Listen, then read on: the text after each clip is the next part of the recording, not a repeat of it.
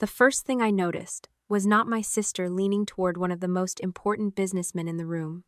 It was his place card. William Ashford was supposed to be sitting 3 tables away from my family, beside 2 retired executives my father had known for years. Instead, his name was directly beside Vanessa's. My mother had moved him. I knew it before I even reached the table, because 6 years earlier my family had already taught me what happened when they decided my boundaries were less important than Vanessa's future. I crossed the reception floor, looked my mother in the eye, and said, "Move him back." Nancy Carter barely glanced at the card. "Danielle, for once in your life, stop managing everything and enjoy your own wedding." Behind her, my father smiled as if she had just made a harmless joke. 10 minutes later, my sister was pitching William Ashford for the account that could make her a vice president. Then William put down his fork, interrupted her, pointed across the room at me, and said, "She's the reason I'm here tonight." Before I tell you what happened after that, I hope you're doing well wherever you're listening from. Stay with me, because what William knew that night reached back 6 years and changed far more than my wedding reception. And if you enjoy stories about families who finally have to answer for what they've done, subscribe to the channel and stay with me until the end. My name is Danielle Carter, and when this happened in early May, I was 38 years old and standing inside a restored rail depot in Cincinnati, wearing the dress I had spent almost a year choosing. Aaron and I had planned the wedding carefully, but not extravagantly. We had about 120 guests, good food, a live band, enough flowers to make the old brick room feel warm instead of industrial, and exactly the people we wanted around us. Or almost exactly. William Ashford had not been on my original list.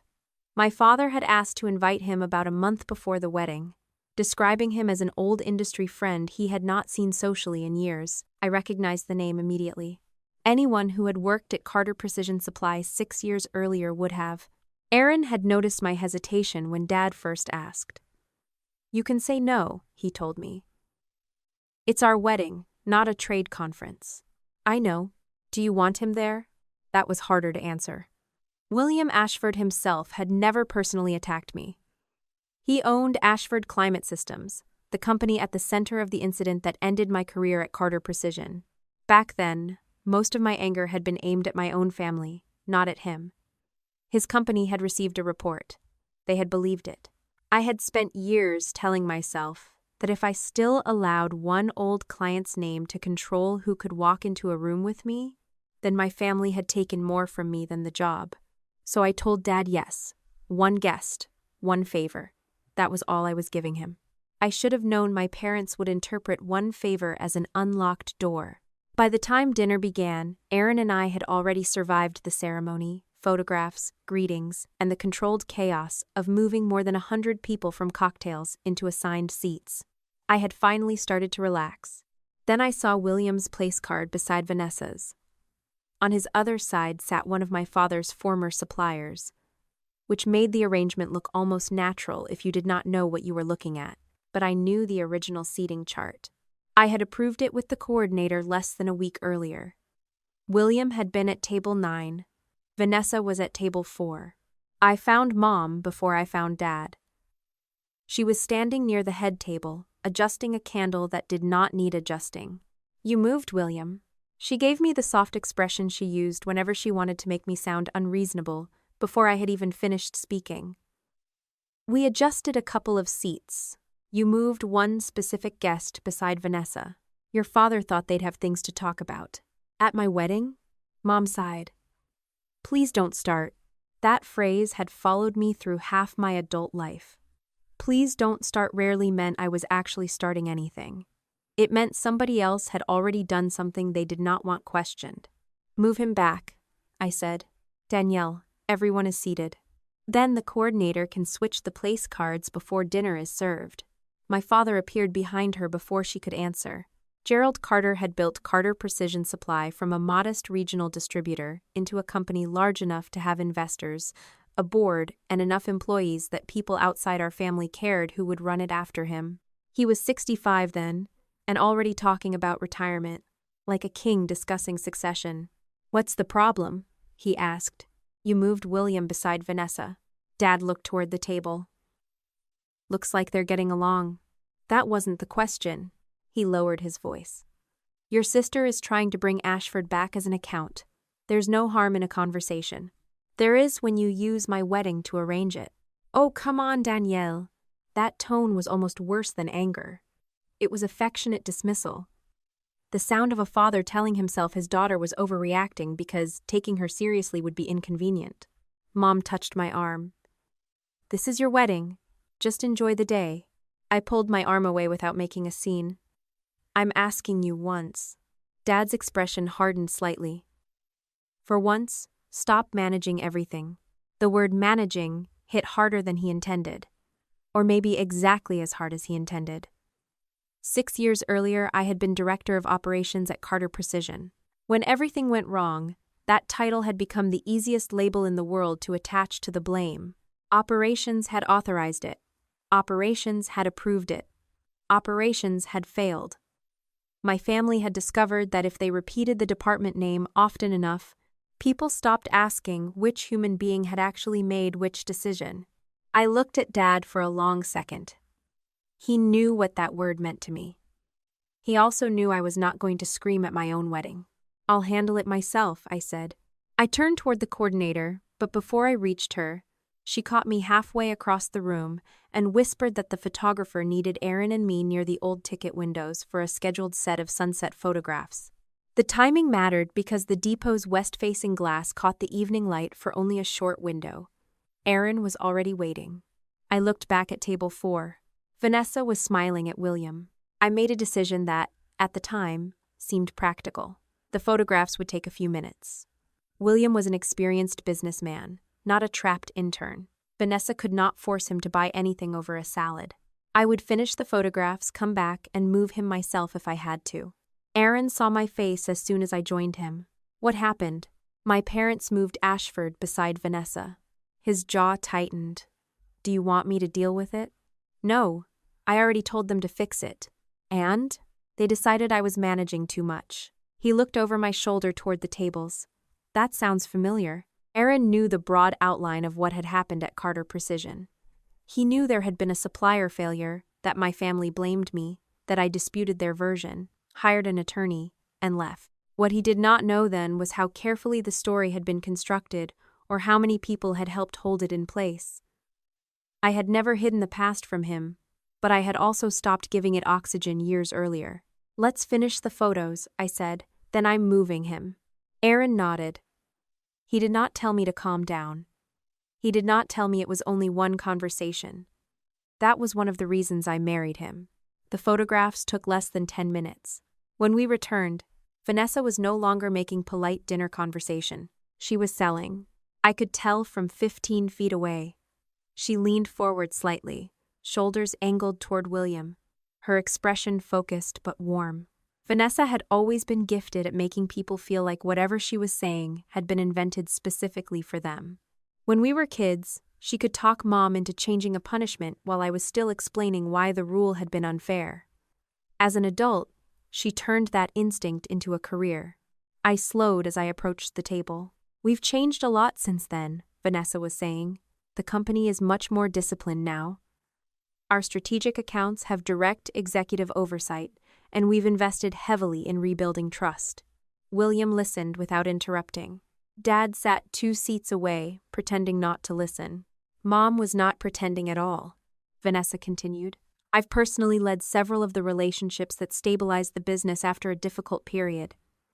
I think if Ashford were willing to sit down with us, you'd see a very different Carter Precision. I stopped. A difficult period. There were dozens of ways she could have described what happened 6 years earlier.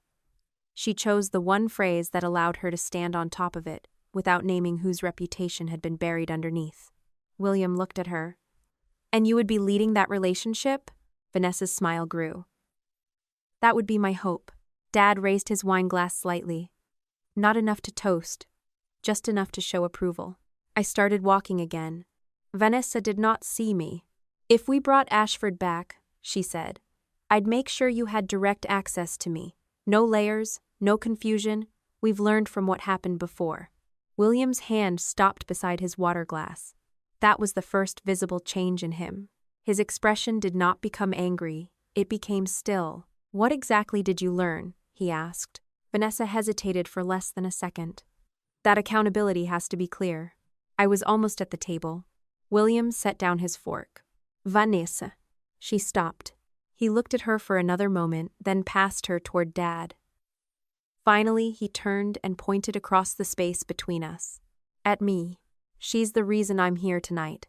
For a few seconds, nobody spoke. Vanessa followed his finger and saw me standing there. Dad recovered first. "Well, of course. Danielle invited all of us. It's her wedding." William did not smile. "No," he said, "that's not what I mean." I felt Aaron come to a stop beside me. Mom's expression changed so quickly most people would have missed it. I did not.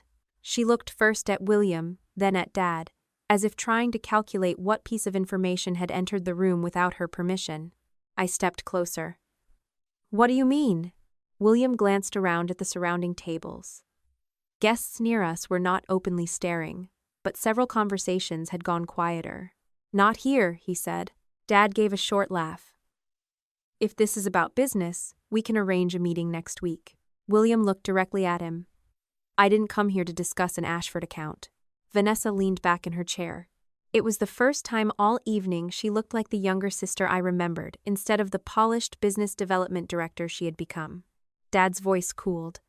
"Then why did you come?" William looked at me again. "Because I saw Danielle's name on the invitation." Something tightened beneath my ribs. 6 years earlier, Ashford Climate Systems had been the account everyone at Carter Precision talked about in lowered voices after the failure. In the story my family told, my decision had damaged the relationship. I had spent years assuming William Ashford believed exactly that. Now he was standing at my wedding, saying my name had brought him there. I said, "We should talk privately." Aaron touched the back of my hand. "I'm right here." I nodded. I was not going to disappear into a side room during my own reception and let my parents explain to everyone why. We waited until the next scheduled transition, when guests were moving toward coffee and dessert. Then William and I stepped into a quieter corridor near the old station offices. Aaron stayed close enough that I could call him without turning the conversation into an audience. Dad tried to follow. I stopped him. "This conversation is with me." His eyes narrowed. William said, "Gerald, I think that's appropriate." Dad did not like being told what was appropriate in a room he considered part of his own professional world, even when the room happened to be my wedding venue. He walked away without arguing. But the look he gave William told me the conversation had already become larger than a seating chart. William waited until Dad was gone. Then he said, "Ashford is preparing to expand one of our manufacturing operations. We've been reviewing former vendors that were removed after significant incidents." I folded my arms. "Including Carter Precision." "Yes. And your incident file was reopened." My incident file. Even after 6 years, the phrase made my stomach tighten. William continued. "The original review was handled below my level. I saw summaries. I knew there had been a supplier substitution, a verification failure, and a shutdown. Carter Precision gave us an incident chronology identifying operations as the approving authority. I know what they gave you." He studied my face. "Did you approve that supplier?" "No." There was no hesitation in my answer. William nodded slowly, as if confirming something for himself. "Did you authorize the substitution at all?" "No. I authorized the team to look for alternatives. I specifically refused approval on the supplier Vanessa wanted because the validation wasn't complete." William exhaled. That small reaction scared me more than if he had looked shocked. "What did you find?" I asked. He paused before answering. "Correspondence from our side that doesn't fit the chronology Carter gave us." My mouth went dry. "What correspondence?" "An email from you to our procurement manager. Vanessa was copied." I remembered it immediately. I had written it late in the afternoon, after Vanessa pushed for the alternate supplier a second time. I remembered the wording because I had chosen every sentence carefully. "Carter Precision has not approved the proposed substitution. Please do not schedule changeover until validation is complete." I had spent 6 years knowing I wrote that email. I had also spent 6 years believing it had disappeared beneath the official report. "You still have it?" I asked. Our archive does. I stared at him. William added, and there's a later instruction from Vanessa indicating Carter was moving forward with the alternate source. The corridor seemed to narrow around me. For years, I had lived with two separate realities. In mine, I had said no. In the version everyone else accepted, operations had said yes. Now, for the first time, someone outside my own memory possessed a timeline that could not comfortably hold both stories. William lowered his voice. There's something else you should understand. I don't have Carter's internal documents. I can't tell you who wrote what or why. I'm not here to accuse anyone at your wedding. Then why tell me tonight? Because your father invited me as if this were a normal social visit. And then your sister started trying to sell me the company using the aftermath of that incident as evidence of her leadership. I wasn't going to sit there and pretend I hadn't seen what I saw. That answer mattered. He had not come to rescue me. He had come because the invitation put a name in front of him at exactly the moment his company was questioning an old record. I asked, when did you find the email? Earlier this week. Our counsel was still reviewing the file when I decided to attend tonight. Why not call me? I didn't have your current professional contact information until I looked it up after seeing the invitation, and I wasn't going to send allegations about your family before our people checked the archive. I intended to ask you privately whether you remembered the incident the same way the records suggested. I appreciated the answer because it did not pretend fate had arranged anything.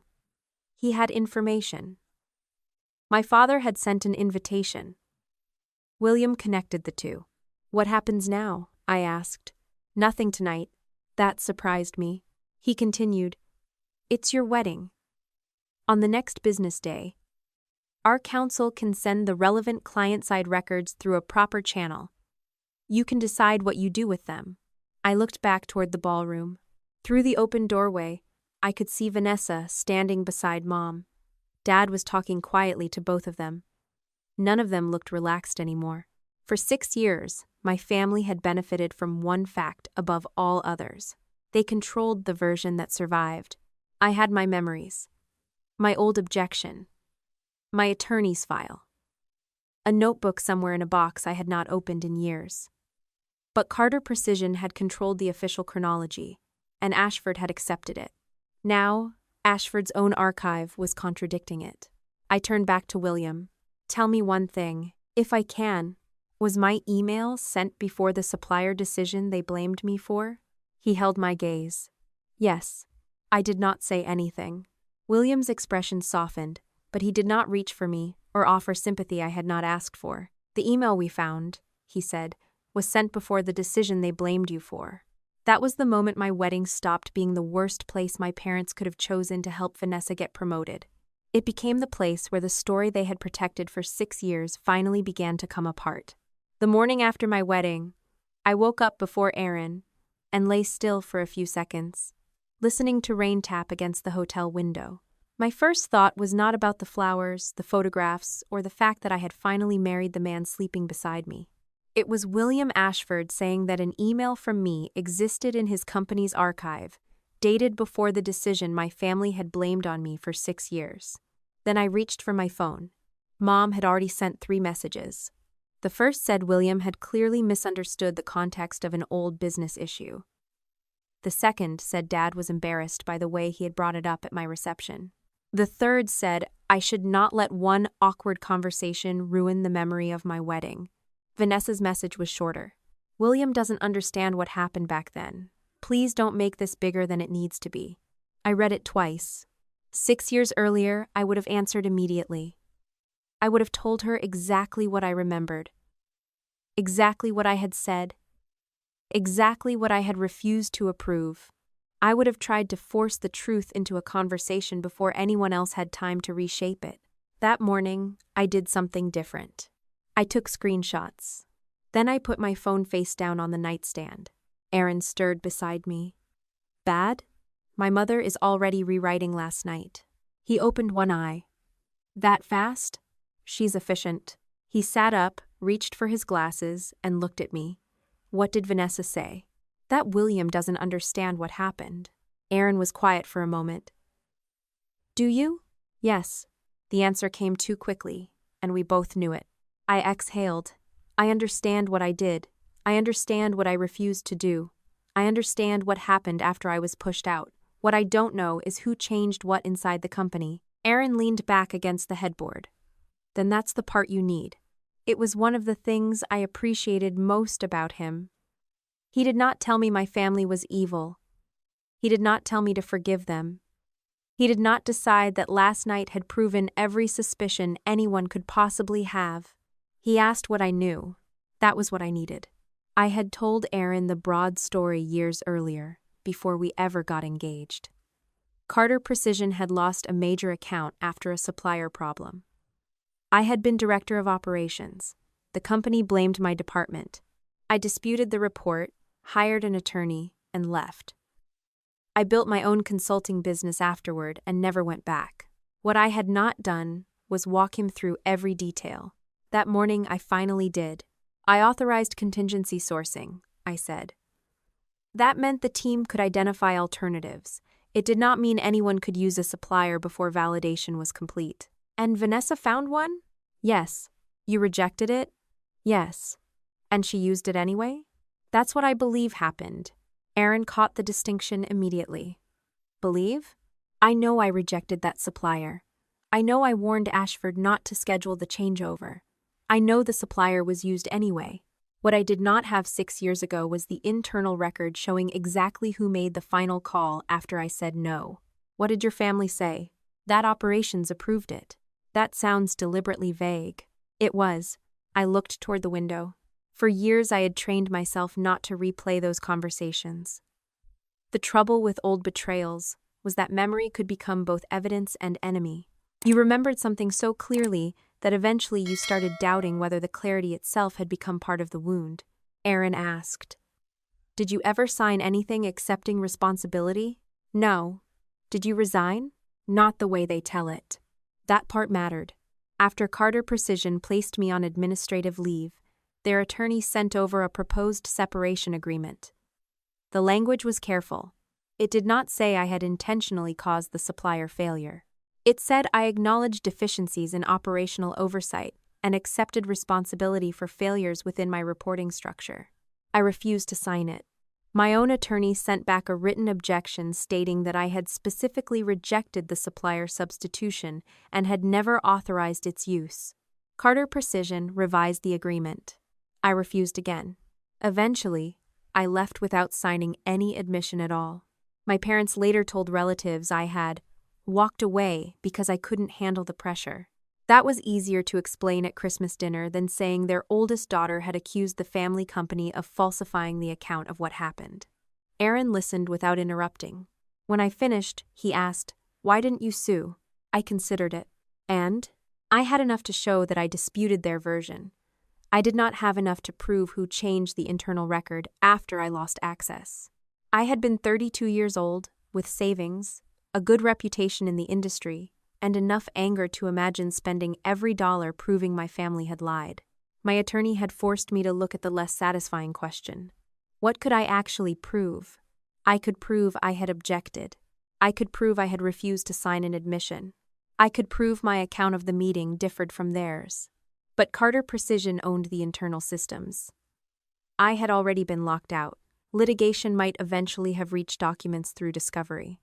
But that meant time, expense, risk, and years of letting the company remain at the center of my life. So I made a decision that my mother later described as running away. I left. I started over. I wasn't protecting Vanessa, I told Aaron. I wasn't protecting Dad. I was protecting my own future from becoming a lawsuit. He nodded. That makes sense. I still hated it. That also makes sense. We spent the next 4 days in Hocking Hills, which had been our compromise between taking no honeymoon at all and disappearing for 2 weeks while I had active client work waiting. It was close enough to Cincinnati that we could drive there easily, and far enough away that my mother could not casually appear at our hotel, pretending she had only wanted to drop off leftover wedding favors. I did not spend those 4 days investigating. That was deliberate. William had said counsel would send the relevant records on the next business day. Until I had them, I had nothing new except a statement in a hallway and 6 years of memory. I was not going to ruin my own honeymoon chasing conclusions I could not yet verify. Mom called twice. I did not answer. Dad sent one text. We need to talk before Ashford gets the wrong idea. I saved that too. Vanessa did not contact me again. By the time Aaron and I returned home, I had received an email from an attorney representing Ashford Climate Systems. The message was professional and narrow. It did not accuse Carter Precision of fraud. It did not say I had been exonerated. It simply stated that, during a historical vendor review, Ashford had identified discrepancies between its archived correspondence and the incident chronology Carter Precision had supplied in 2020. Attached were 3 documents. I sat at my kitchen table with Aaron across from me and opened the first one. It was my email. Seeing my own name at the top hit me harder than I expected. The date was 6 years old. The formatting looked ancient compared with the systems I use now. But the wording was exactly what I remembered. I had sent it to Ashford's procurement manager and copied Vanessa. The message stated that Carter Precision had not approved the proposed alternate supplier. It said validation remained incomplete. It advised Ashford not to schedule production changeover until formal approval was issued. Clear, direct, no ambiguity. I read it once. Then again, Aaron asked, "That's the one?" "Yes. You remembered it exactly." "Almost exactly." I had spent 6 years wondering if maybe the sentence had been softer than I remembered. Maybe I had written that validation was still pending, but left enough room for someone else to interpret it as conditional approval. Maybe I had assumed everyone understood my refusal when the language had actually been less definite. It was not. The email said what I had always said it said: do not move forward. The second document was sent later the same day. From Vanessa, to the same Ashford procurement contact. It stated that Carter Precision was proceeding with the alternate source to protect the delivery schedule and that updated shipment details would follow. Aaron leaned closer. "She sent that after your email." "Yes. Could she have received approval from someone else?" "That's the question." I opened the third document. It was an excerpt from the incident chronology Carter Precision had later provided to Ashford. The language was polished, neutral, corporate. Operations had authorized alternate sourcing in response to schedule risk. I felt something cold settle behind my ribs. Not because I had never seen that sentence before, because now I could place it beside 2 independent emails and watch the logic break. I had warned the client not to proceed because the supplier was not approved. Vanessa had then told the same client Carter Precision was moving forward. Later, Carter Precision told Ashford that operations had authorized the substitution. Those 3 things could not all mean what my family had claimed they meant. Aaron read them silently. Finally, he said, "So either someone approved it after you said no, or someone lied later about who approved it." "Yes." "Do you know which?" "No." That answer mattered more than my anger. I did not know. I had a stronger case than I had ever had before, but I still did not know who had created the official wording, when it changed, or what internal documents had been altered. William's evidence had opened the door. It had not finished the story. I called the attorney who had represented me 6 years earlier. He was still practicing, though no longer with the same firm. His assistant found my archived matter and arranged a call for the following afternoon. When he heard the name Carter Precision, he gave a tired little laugh. "I remember that file." "So do I. I imagine you do." I sent him the Ashford documents. He was quiet while he reviewed them. "This is better than what you had then," he said. "How much better?" "It establishes external chronology. It strongly supports your position that you did not approve the substitution before that email. It also raises an obvious question about the later company report, but it doesn't prove who changed it." No. I hated how reassuring it was that he still refused to tell me what I wanted to hear. "Do you still have my old file?" I asked. "Yes. I want copies of everything I'm entitled to." 2 days later, I had them. The folder was thicker than I remembered. My written objection was there. So was the proposed separation agreement I had refused to sign. My attorney's letters were there too, including one I had forgotten. It had been sent to Carter Precision's counsel after my system access was disabled. The letter stated that I disputed the company's characterization of the incident and requested preservation of relevant emails, procurement records, meeting notes, and version histories associated with the incident chronology. I stared at the phrase, version histories. Aaron was beside me, reading over my shoulder. You asked for that back then? My lawyer did. So they were supposed to preserve it? At least preserve relevant records once they knew there was a dispute. I kept reading. A handwritten note from my attorney was clipped behind the letter. Final chronology appears to have been issued after client's system access was revoked. If revised after access termination, audit version history may be material. He sat back. Aaron said, You knew there might be a record. My attorney knew there might be. Would it still exist after 6 years? That was the first question that forced me to think past the old case and into the company Carter Precision had become. 2 years after I left, my father had recapitalized the business. Outside investors came in. The company expanded. I knew from industry contacts that they had migrated systems during the process. Investors doing diligence did not usually accept a family company's filing cabinets and verbal assurances as record management. I don't know what survived, I said. But procurement incident records aren't usually thrown away casually. And 6 years isn't that long for governance-sensitive files. Would there be a retention policy? There should be. I pulled out my laptop. I did not hack anything. I did not call former employees asking them to send me confidential documents. I did not start searching through leaked files. I looked at publicly available references from the recapitalization period, old vendor notices, and the records management language Carter Precision had sent counterparties after its system migration. What I found was not evidence of my case. It was something more basic.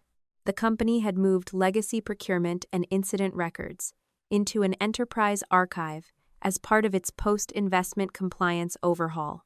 That meant the possibility my attorney had identified 6 years earlier had not necessarily died with my old login. Somewhere inside Carter Precision, there might still be an audit trail. There might not. The original file could have been overwritten, converted, or preserved without version metadata. I refused to assume. But for the first time in 6 years, the question was not simply whether I remembered what happened. The question was whether the company's own systems still remembered too. That evening, Mom called again. This time I answered. Danielle, she said immediately. Your father says William has been sending old documents around.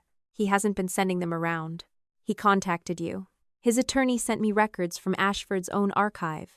There was a pause. Then Mom said, Those emails don't tell the whole story. I looked at the stack of papers on my desk. That's interesting. What is? I didn't tell you what the emails said. Another pause. Small, but real. Mom recovered quickly. We all remember what happened. No, Mom. We all remember different versions of what happened. Please don't start tearing open old wounds because some client is reconsidering 6-year-old paperwork. I almost laughed. There it was again. Please don't start. As if the wound had appeared because I touched it, not because somebody had made it. I'm not doing anything tonight, I said. Good. That wasn't reassurance. Her voice tightened. What does that mean? It means I'm checking facts before I decide anything. Danielle, your father is retiring. Vanessa is finally in a position where she can… I cut her off. Where she can what? Mom stopped. I knew about Vanessa's promotion ambitions in general. Dad had been bragging about them for months, but Mom's wording sounded more specific. Nothing, she said. I just mean she's worked very hard. Then facts shouldn't hurt her. That's not how business works. No, that's exactly how business is supposed to work. I ended the call before she could turn it into another speech about family. Aaron was standing in the doorway. She knows more than she's saying, he said. Maybe. You don't sound convinced. I'm not going to replace one assumption with another just because I'm angry. That was harder than it sounded. Every part of me wanted to take Mom's pause, Dad's message, Vanessa's warning after the wedding, and build a complete answer. But I had learned something from losing my career once. A theory was not a record. A suspicion was not proof. and being right about the big picture did not excuse being careless about the details. So I went back through my old legal file. Near the end, behind correspondence about my final paycheck and health insurance, I found one more note from my attorney. It was dated 3 weeks after I lost access to Carter Precision's systems. He had written it after a call with company counsel. Final incident chronology delivered externally after Carter access revoked. Client disputes authorization language. If chronology was revised after access termination, audit trail is central. I read it slowly. 6 years ago, I had seen that note as proof of how little we could reach. Now it read differently, because Ashford had just shown me that the external chronology contradicted the emails. Because Carter Precision had later migrated preserved records under investor oversight. Because we were still inside the likely retention window. The evidence I needed might not exist anymore, but if it did, it would not be sitting in my memory. It would be sitting inside the company that had spent 6 years telling everyone my memory was wrong. For 6 years, the story my family told about Ashford Climate Systems had been simple enough to repeat at dinner tables, board meetings, and family holidays, without anyone needing to ask complicated questions. A supplier failed. Operations made the wrong call. A major client walked away. Danielle could not handle the consequences, so she left. Vanessa stayed and helped rebuild the company. The beauty of a simple story is that people stop looking for the details that might ruin it. The problem was that I remembered those details. I remembered the meeting room, the supplier report, the warning email, and the exact moment my father decided that what had happened and what the company needed people to believe had become two different things. In the summer of 2020, Carter Precision was already under pressure before Ashford became a problem. We supplied specialized components to manufacturers across the Midwest, and a delay from one of our primary vendors had created a bottleneck across several accounts. Ashford Climate Systems was the one Dad cared about most. Their orders were large, predictable, and visible enough that losing them would make every other client wonder what they knew that everyone else did not. Vanessa had been 27 and newly trusted with more responsibility. Dad had handed her the Ashford relationship as proof that she was ready to move beyond being the daughter who could charm people at trade dinners and into someone who could actually own a strategic account. I was 32 and running operations.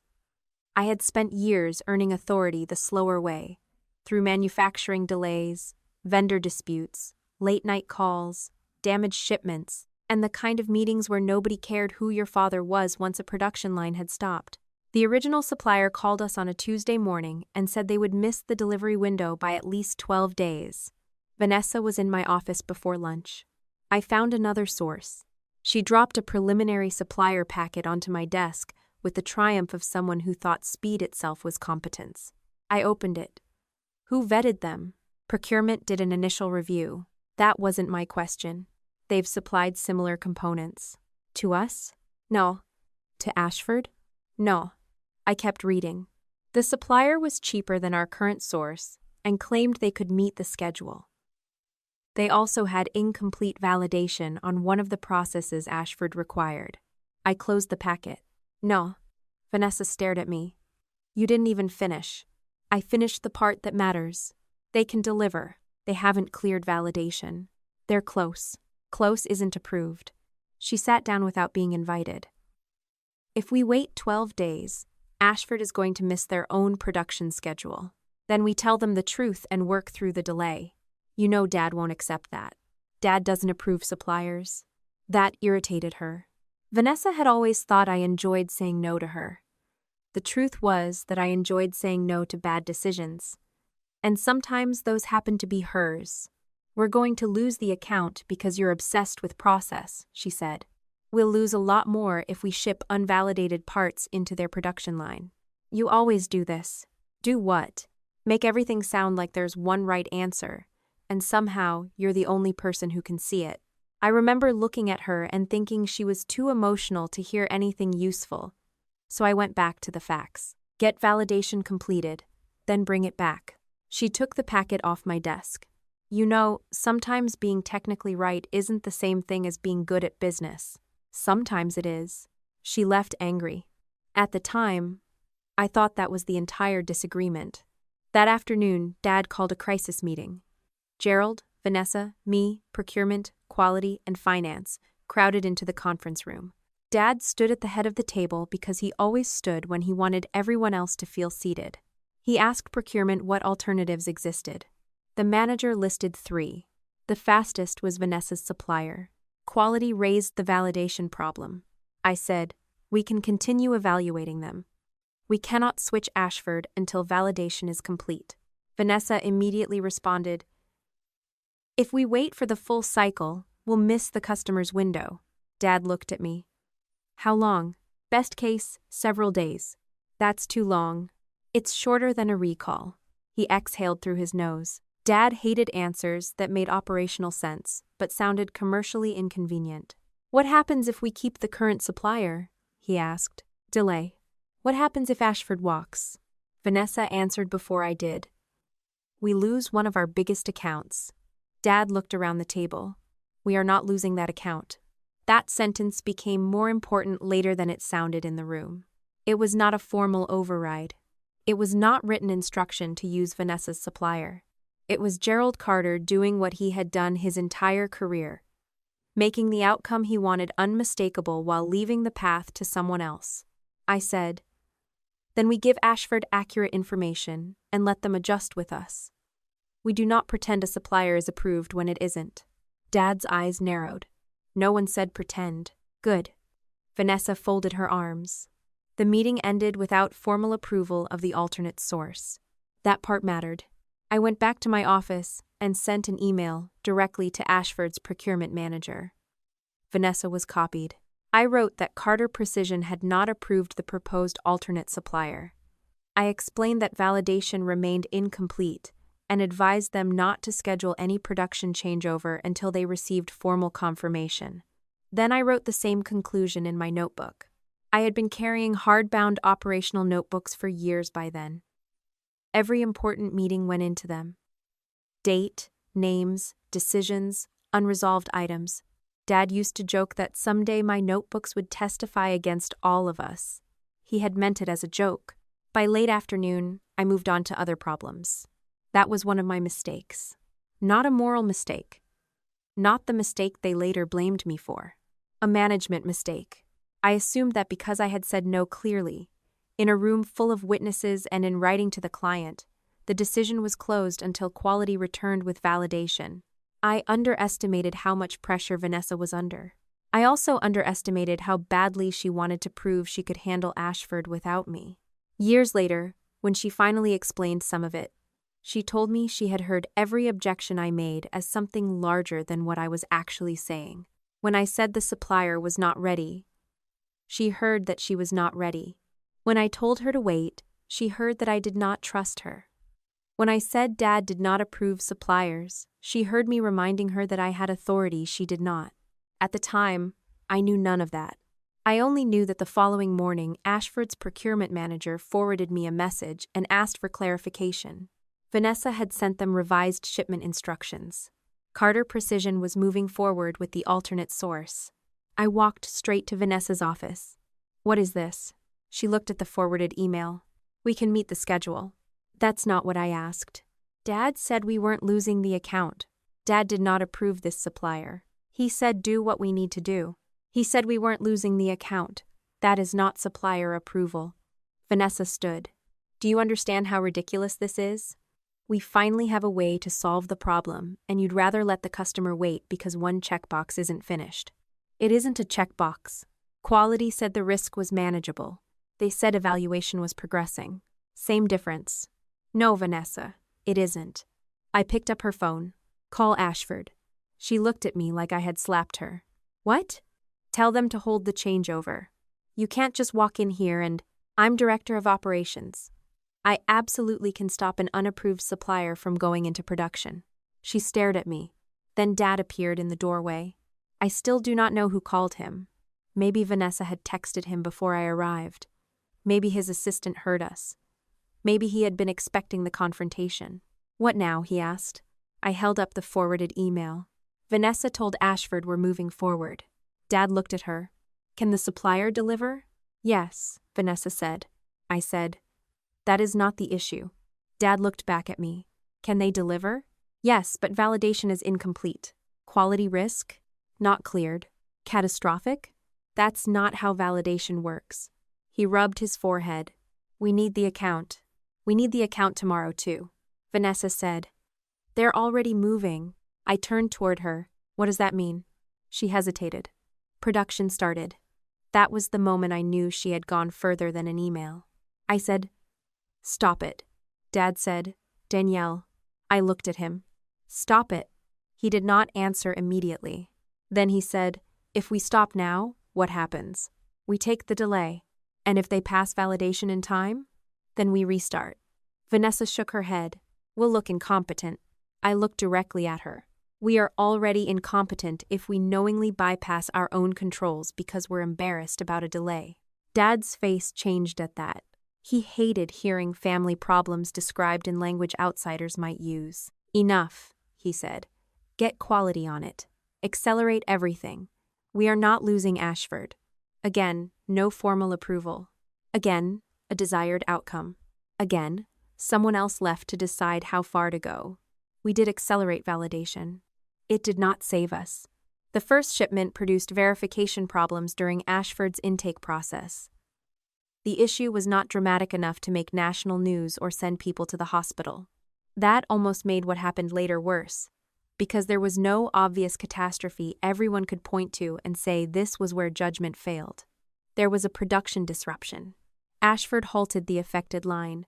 Their procurement and quality teams demanded documentation. Orders stopped. Within days, they suspended Carter Precision as a strategic supplier pending review. The amount of money involved was serious. The damage to trust was worse. I spent most of those first days doing what I had always done in a crisis. Building timelines, collecting facts, separating what we knew from what people were assuming. Then, Dad called me into the conference room. Vanessa was already there. Mom was there too. That was the first sign something was wrong. Nancy did not usually attend operational incident meetings. She had run administration for years and inserted herself wherever Dad needed someone to organize people, paperwork, or appearances, but she was not a technical decision-maker. Dad had a printed chronology in front of him. He pushed it toward me. I read the first page. Then the second. My name was not used often. It did not need to be. Operations had authorized alternate sourcing in response to schedule risk. Operations leadership had approved execution before completion of final validation. Operations accepted responsibility for coordinating implementation. I looked up. That's false, Dad said. It's a summary. No, it's false. It reflects the decision path. I rejected the supplier. You authorized contingency sourcing. I authorized looking for alternatives, which led to the alternate source. That is not the same thing. Vanessa was crying quietly. I turned toward her. Tell him. She looked down. Vanessa. Mom said, Danielle, she's already devastated. I am not asking how she feels, I'm asking what happened. Vanessa finally looked at me. Her face was pale. You can survive this better than I can. I remember the room going very quiet. I did not understand the full meaning of that sentence then. I thought she meant Dad was preparing to protect her. I did not yet know how much she had already done herself. I said, that is not an answer. Mom moved closer. Your sister made a mistake. So say that. Think about what that does. To whom? To everyone. That was Nancy's gift. She could take one person's accountability and stretch the consequences until objecting sounded selfish. She talked about employees, investors, vendors, the family name, Vanessa's career, Dad's decades of work. She did not talk about mine. I looked at Dad. Are you sending this to Ashford? We have to give them a formal incident chronology. Not this one. It's accurate at the departmental level. I almost laughed. At the departmental level? You were operations. I was also the person who told them not to use that supplier. Dad leaned back. You're responsible for your department. Then I'm responsible for stopping them, which I did. Not effectively.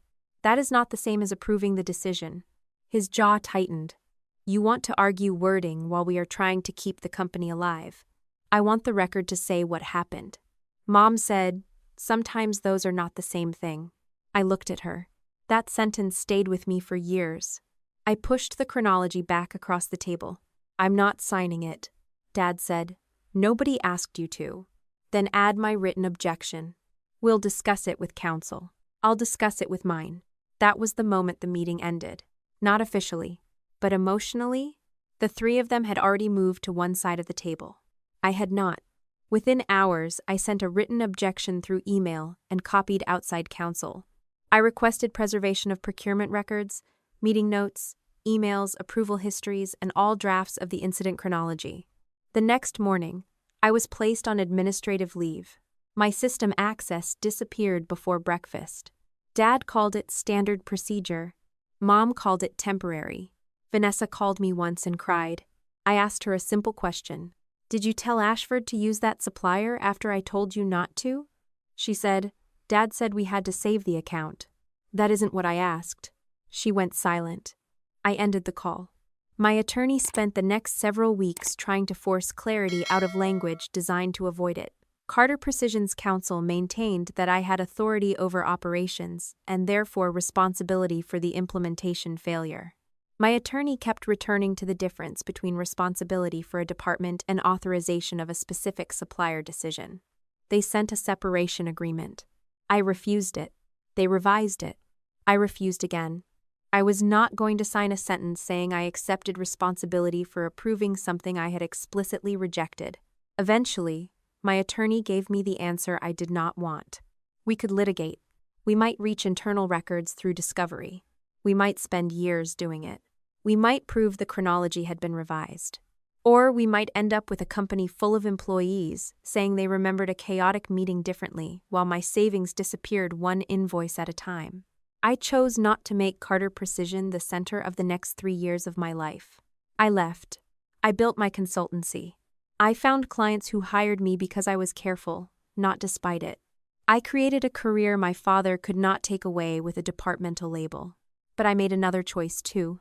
I stopped explaining myself to relatives.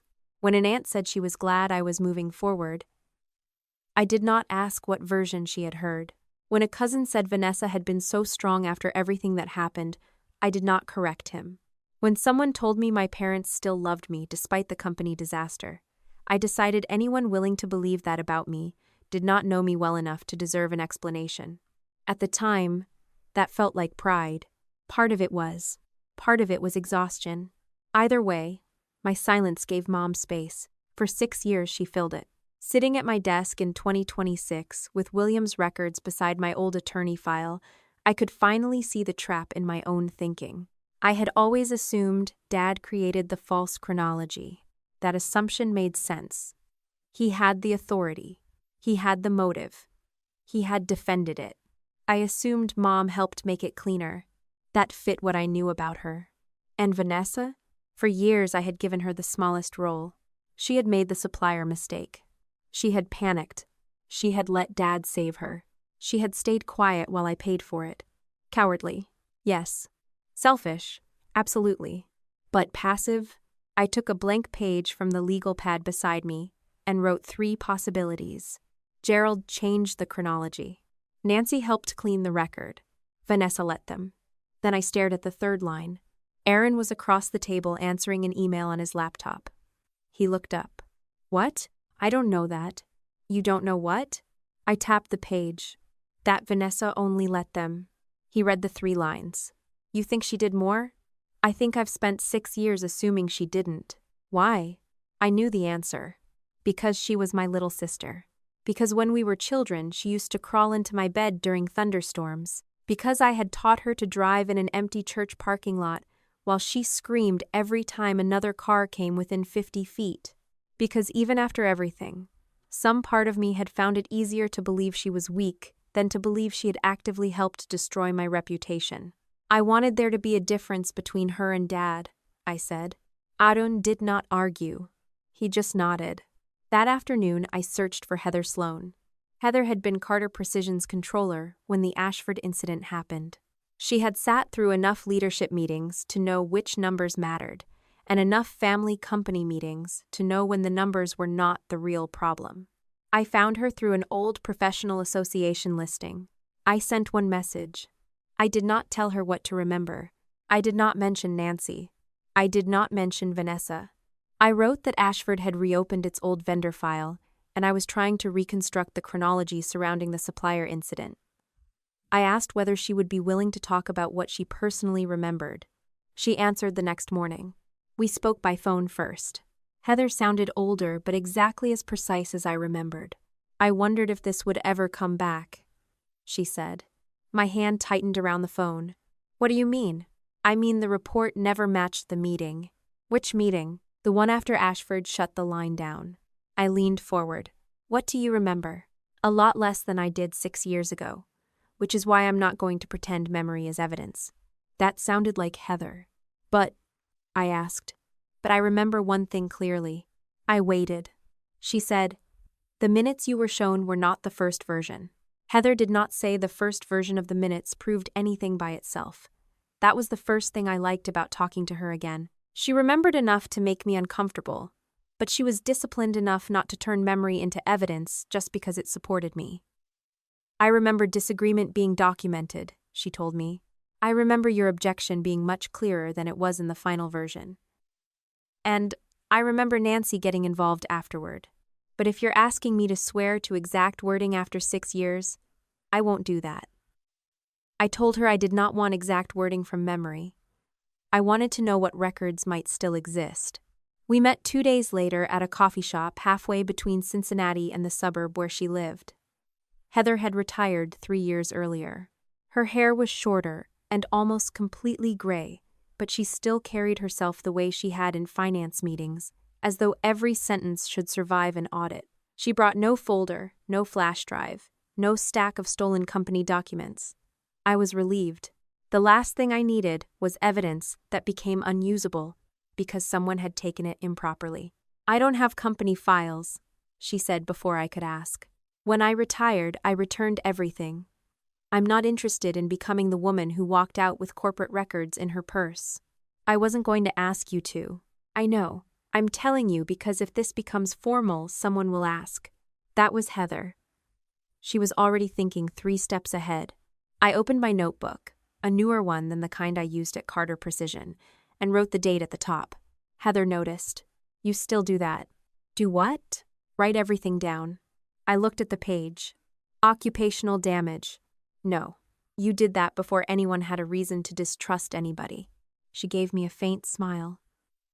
You used to carry those black hardbound notebooks everywhere. Gerald hated them. He made jokes about them. He made jokes because he never knew what you had written.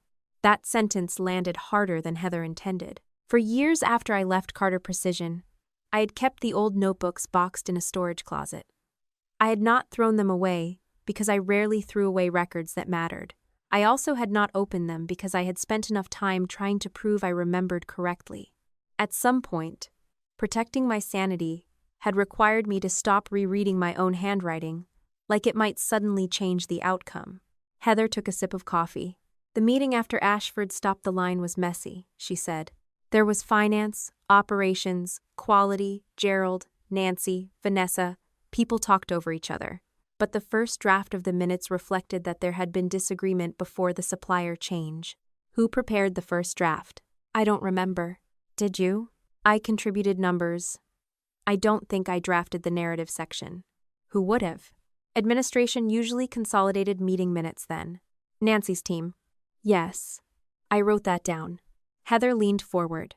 What I do remember is getting a request afterward to make the minutes cleaner. From Nancy? That's my memory. What did cleaner mean? Less back and forth. Fewer qualifications. One decision path. My fingers tightened slightly around the pen. One decision path. That phrase may be mine now. I'm not claiming she wrote those exact words. Fair. Heather nodded. But the effect was that the disagreement disappeared. Did you object? She took longer to answer that. Not strongly enough. I looked up. Heather's face had changed. At the time, she said, I thought this was a company trying to present a coherent incident report to a client. That happens. Drafts get cleaned up. Meetings get summarized. Nobody sends a customer 12 pages of people arguing. That part is true. Yes, but there's a difference between simplifying and changing responsibility. And you think that line got crossed? I think the final version crossed it. Did you know that then? I suspected it. Why didn't you say something? Heather looked down at her hands. Because Gerald was the founder. Nancy controlled half the administrative flow in the building. Vanessa was his daughter. You were his daughter too, which made the whole thing feel like a family fight I had no business entering. I almost smiled at the irony. That assumption worked out well for me. No, she said quietly. It didn't. I appreciated that she did not defend herself. She did not say she had bills or a mortgage or a family. She did not tell me she had been powerless. She simply admitted she had chosen not to push. Do you know where an email like that would have lived? I asked. If it still exists, administrative correspondence from that period should have gone into the legacy archive after the recapitalization. That's what I thought. You remember the migration?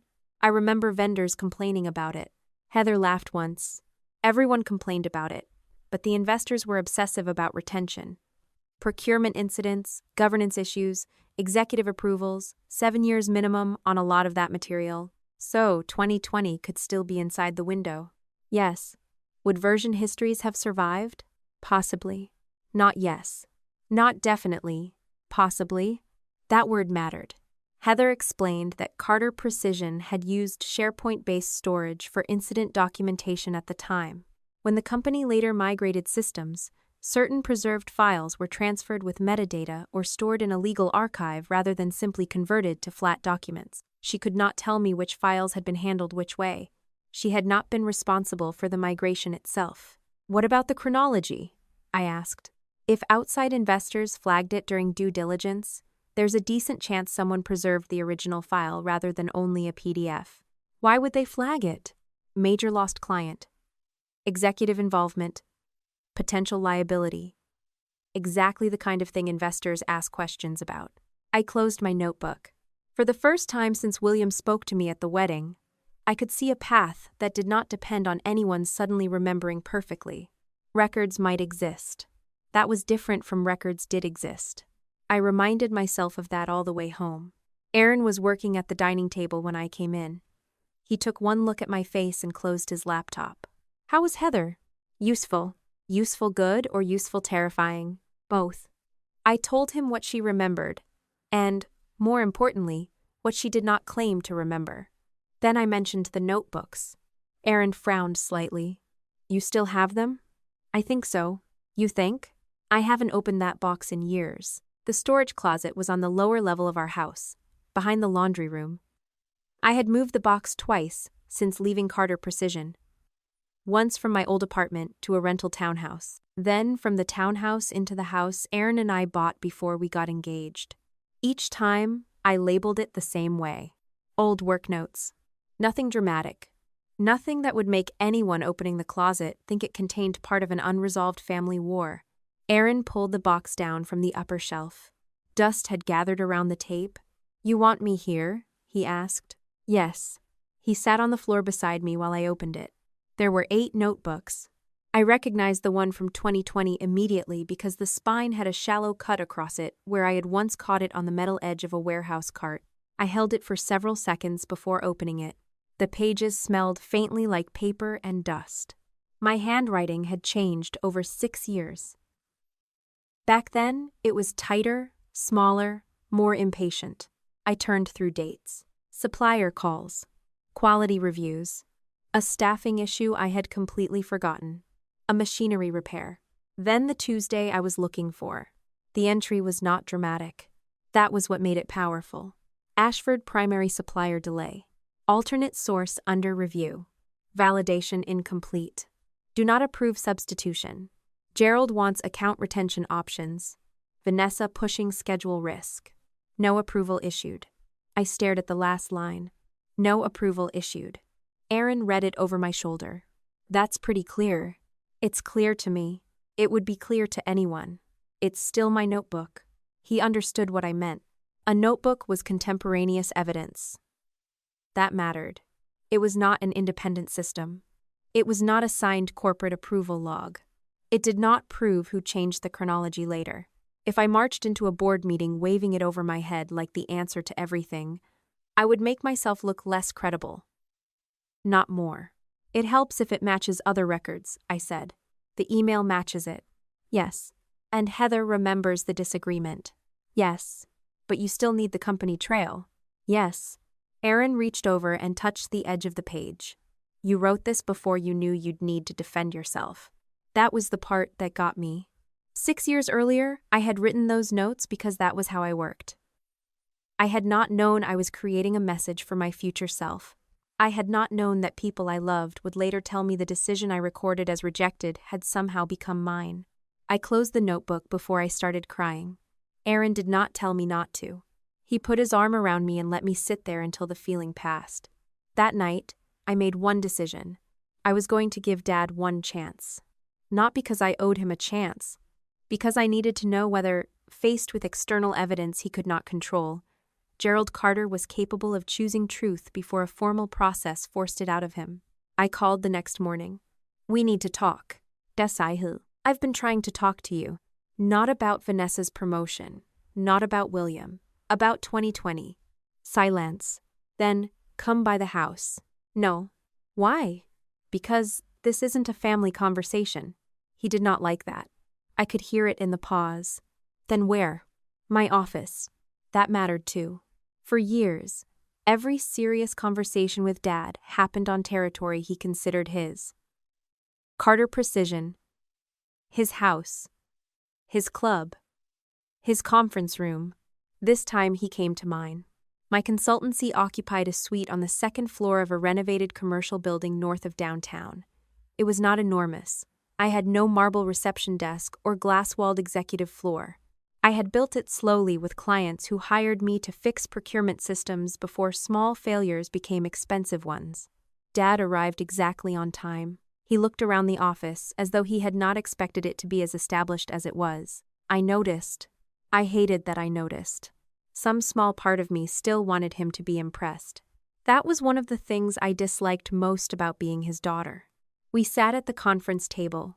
I placed 2 documents between us. My warning email to Ashford. My written objection from 6 years earlier. I did not show him the notebook. I did not show him my attorney's notes about audit history.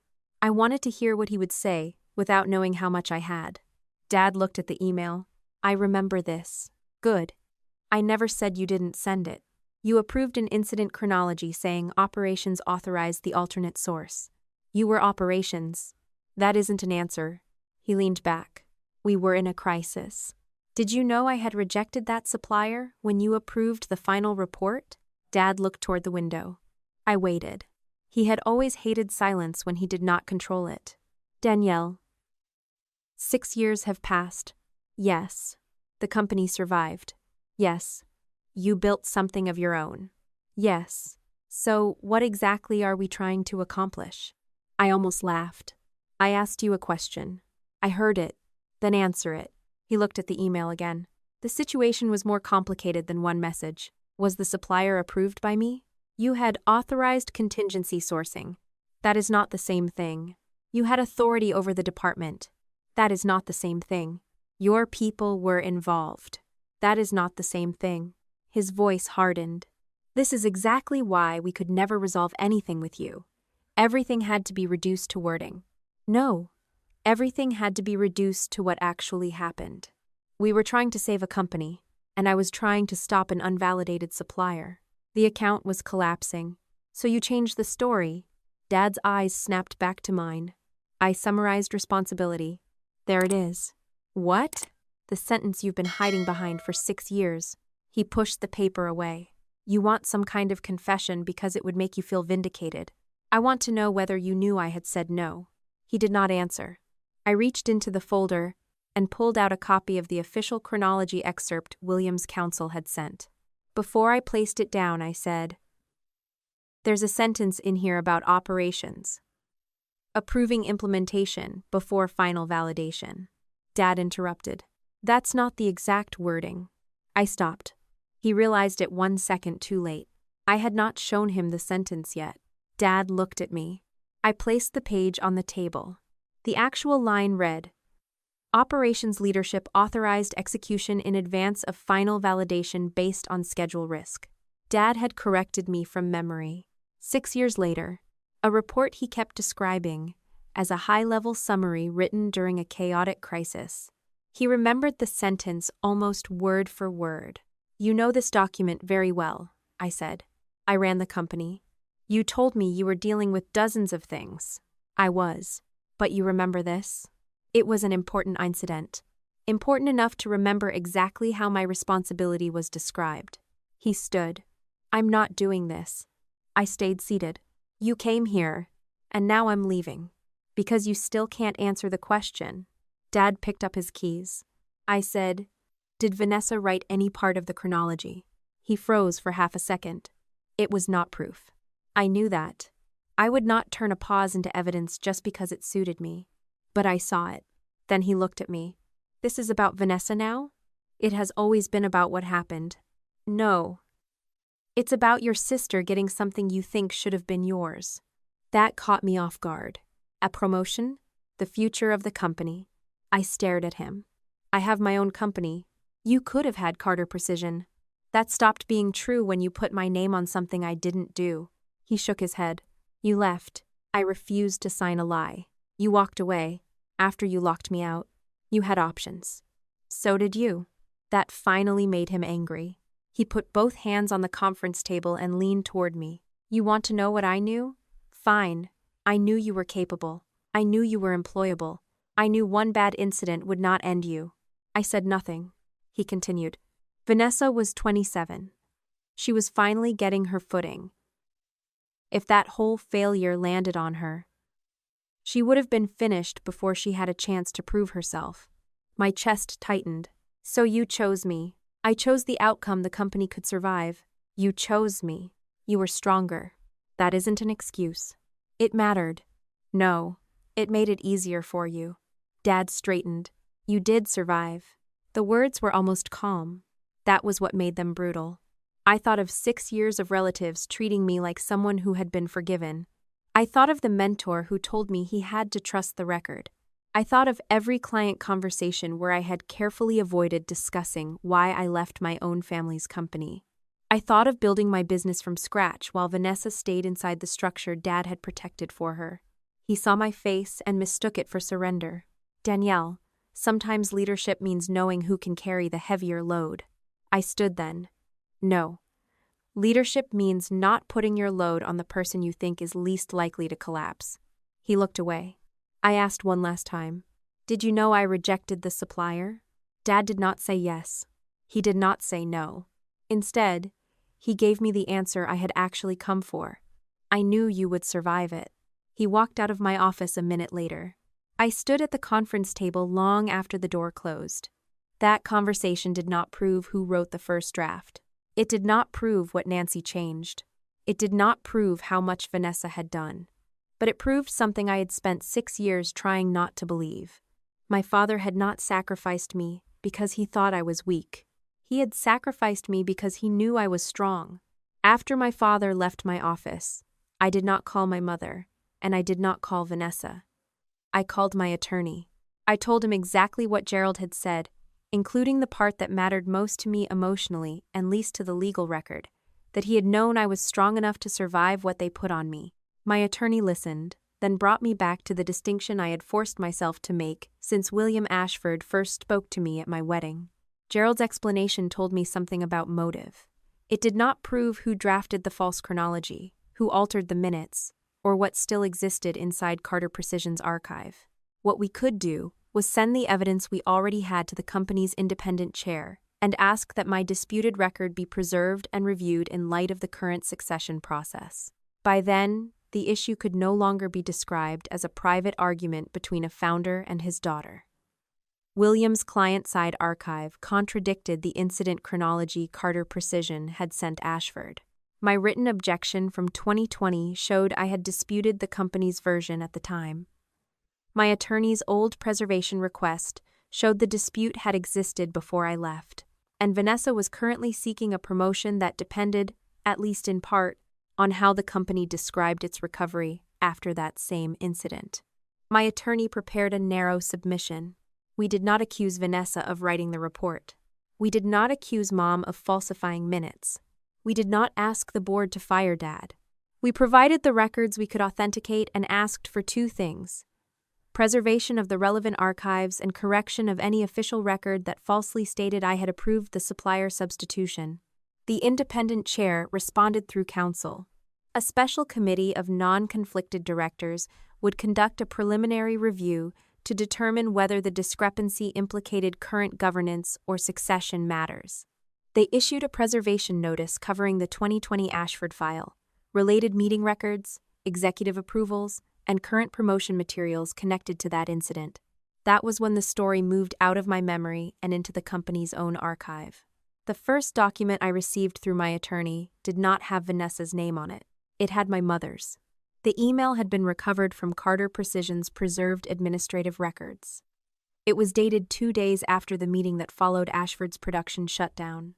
Nancy had sent it to Heather and 2 members of the administrative team. The subject line was harmless. Meeting notes revised for clarity. I read the body once. Then I read it again more slowly. Mom had written that the draft minutes contained too much back and forth and could create unnecessary confusion about the decision path. She asked the team to remove discussion that was no longer relevant to the final incident summary and to consolidate the supplier decision under operations authorization.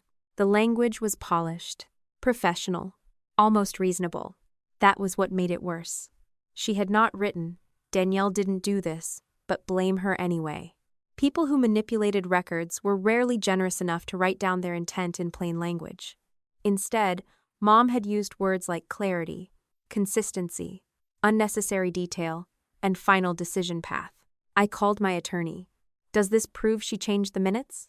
It proves she directed revisions to remove disagreement. It supports that interpretation. Can we see the drafts? The committee is retrieving the preserved versions now. We may receive the portions relevant to your disputed record once they determine what can be disclosed. I hated waiting, but waiting was part of doing this correctly. 2 days later, counsel sent a comparison prepared from the archived minutes. I was not given access to every internal document. I received the portions that dealt with the supplier decision and my role because those were directly relevant to the record I was disputing. The earlier version stated that operations had objected to implementation before validation was complete. The final version did not. The earlier version noted that the alternate source had already been placed into motion before the post-incident review. The final version compressed the entire chain into one sentence about operations authorization. The earlier version reflected disagreement. The final version reflected consensus. I sat at my desk staring at the 2 excerpts. For 6 years, I had thought of Mom primarily as the person who managed what the family said afterward. She told relatives I had burned out. She told family friends I had needed a change. She told people Dad and I had simply different views about leadership. I had always known she edited family history. I had not known she had been editing the corporate history while it was still being created. Aaron came into my office with 2 coffees and stopped when he saw my face. What did they find? I turned the laptop toward him. He read both versions. Then the email. He did not say anything for a while. Finally, he asked, was she allowed to change minutes? Administrative edits? Sure. To change what happened? No. Could she argue she was just simplifying? She will. You already know that. I know my mother. That afternoon, she called me. I almost let it go to voicemail. Then I answered, "Danielle, I need to see you." About the email? Silence. That told me the committee had contacted her or counsel had informed relevant people that records were being reviewed. Yes, you can talk to your lawyer. This is not something I'm discussing through lawyers. It involves a corporate record. It involves my daughter. There it was. She could turn almost anything into motherhood, when motherhood gave her more leverage than facts. "I'm not coming to the house," I said. "I'll come to you." I nearly said no. Then I decided I wanted to hear what she would say. When there was finally a document on the table she could not dismiss as my memory. She came to our house that evening carrying a white storage box. I knew it before she opened it. Wedding keepsakes. Unused programs. A ribbon from one of the flower arrangements. A copy of the menu. The little handwritten card I had put at Mom and Dad's place settings thanking them for coming. She set the box on our dining table. I brought these because I don't want you to forget what happened 3 weeks ago. I looked at the box. I got married.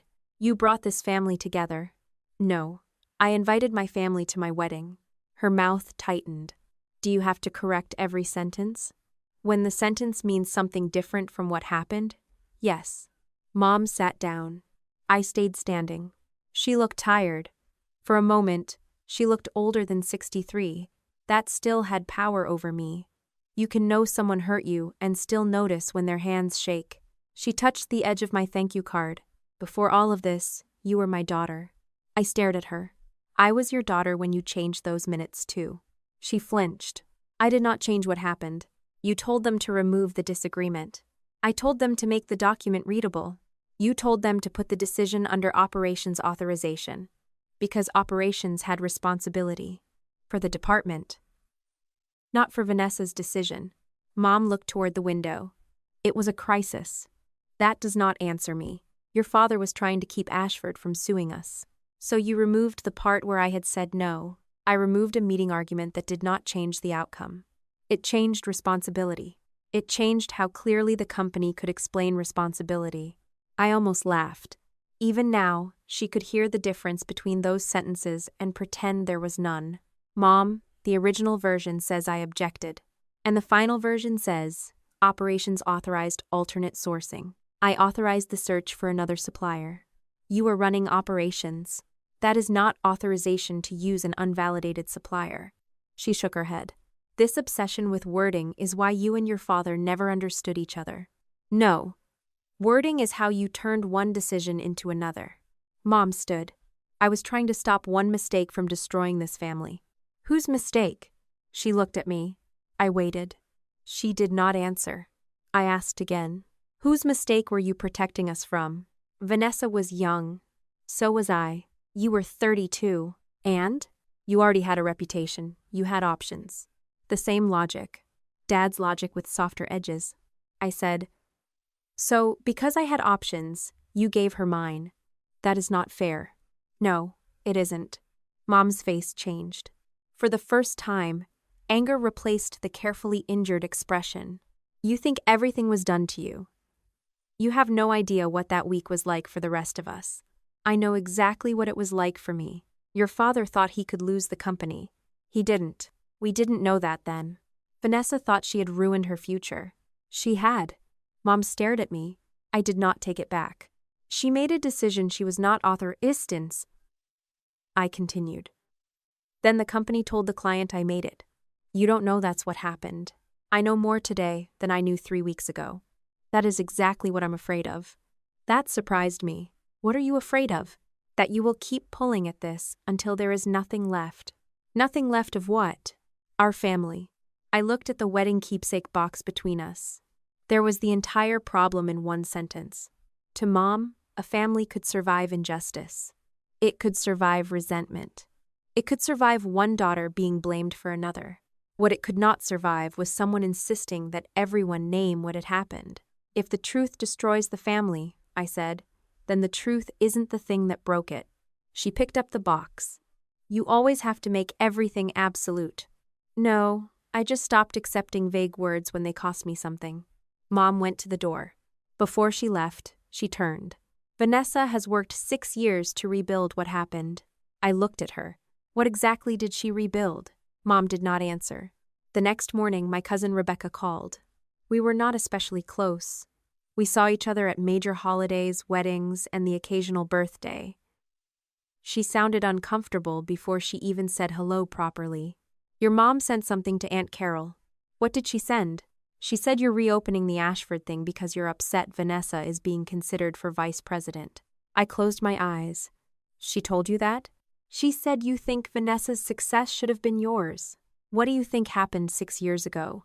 Rebecca hesitated. I thought you approved a supplier change that went bad. Who told you that? I don't remember. Your mom, probably. Did she tell you I resigned because of it? She said you decided you weren't suited for the pressure. I almost smiled. That was in a new version.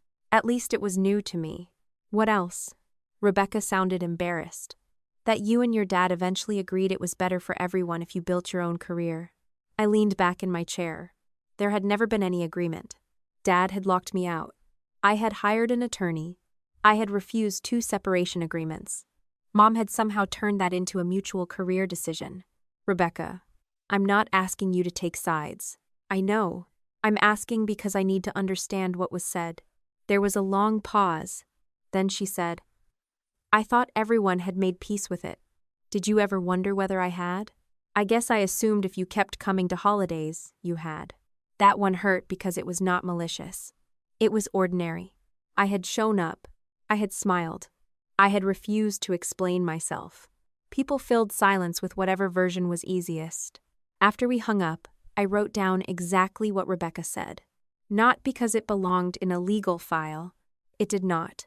Family gossip was not evidence of who changed a corporate chronology. But it told me something about the scale of what Mom had been doing for 6 years. There was no single family story. There were versions. One for relatives who respected Dad's business judgment. One for people who might sympathize with me. One for people who needed Vanessa to look heroic. I could have sent Mom's archived email to every relative I had. For about 30 seconds, I wanted to. I imagined the satisfaction of watching her spend the next week explaining why cleanup for clarity did not mean what it plainly looked like. Then I closed the email. That document belonged with the review. I was not going to turn a corporate record into family entertainment just because my mother had spent years doing the opposite.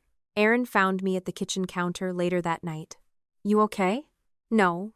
He waited.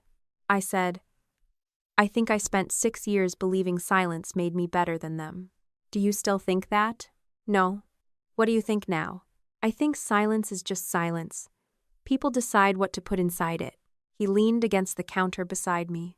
You don't have to explain yourself to everyone. I know, but you don't have to protect their version either. That was the difference I was still learning. I did not need to chase every cousin and aunt with a folder of proof. I also did not need to let Mom's version stand uncontested forever. The next day, Vanessa texted me, Can we talk alone? I stared at the message for almost a minute. Then another appeared. New dad, new mom. Just us. I agreed to meet her at a quiet restaurant near my office during the late afternoon, after the lunch crowd and before dinner. Vanessa was already there when I arrived. She looked different from the woman pitching William Ashford at my wedding. No polished confidence. No business smile. She had both hands wrapped around a glass of water she had barely touched. I sat across from her. You wanted to talk. She nodded. For several seconds she said nothing. Then she looked at me. I know you think Dad made everything up. I think Dad approved a false chronology. That's not the same thing. No, it isn't. Her eyes dropped. I waited. Vanessa took a breath. There are things you don't know about what happened after you left the room that week. Then tell me. She shook her head. I don't know where to start. Start with the supplier. Her face tightened. Danielle, did you know I had rejected it? She looked at me. I could see fear there.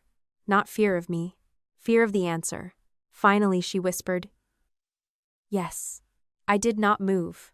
She swallowed. I knew you didn't approve it. Vanessa said the words so quietly that for a moment I could hear every ordinary sound in the restaurant around us. Ice shifted in a glass at the bar. A chair scraped against the floor. Someone in the kitchen dropped a metal pan and cursed under his breath. None of it matched the weight of what had just happened across the table. For 6 years, my sister had allowed our family to talk about the Ashford failure as if there were legitimate uncertainty about my decision. Now she was telling me she had known the truth before the first report was ever written. I kept my hands flat on the table. How clearly did you know? She looked confused. What do you mean? I mean exactly what I asked. Did you understand that I had refused to approve the supplier, or did you think I was still deciding? Her eyes dropped to the water glass. I understood. Before you sent the revised instruction to Ashford? Yes. I sat back. That answer should have made me feel victorious. Instead, I felt tired in a way anger could not fix. There was something almost insulting about finally receiving a truth that should never have required 6 years of work. Why? I asked. Vanessa twisted the ring on her right hand. She had done that since we were teenagers, whenever she was trying to keep control of herself. Because I thought you were wrong. That explains disagreeing with me. It doesn't explain ignoring the decision. I thought the supplier was going to pass validation. You hoped it would. I had people telling me the remaining issues were minor. Who? Procurement. One person in quality. Did either of them have authority to approve the supplier? She shook her head.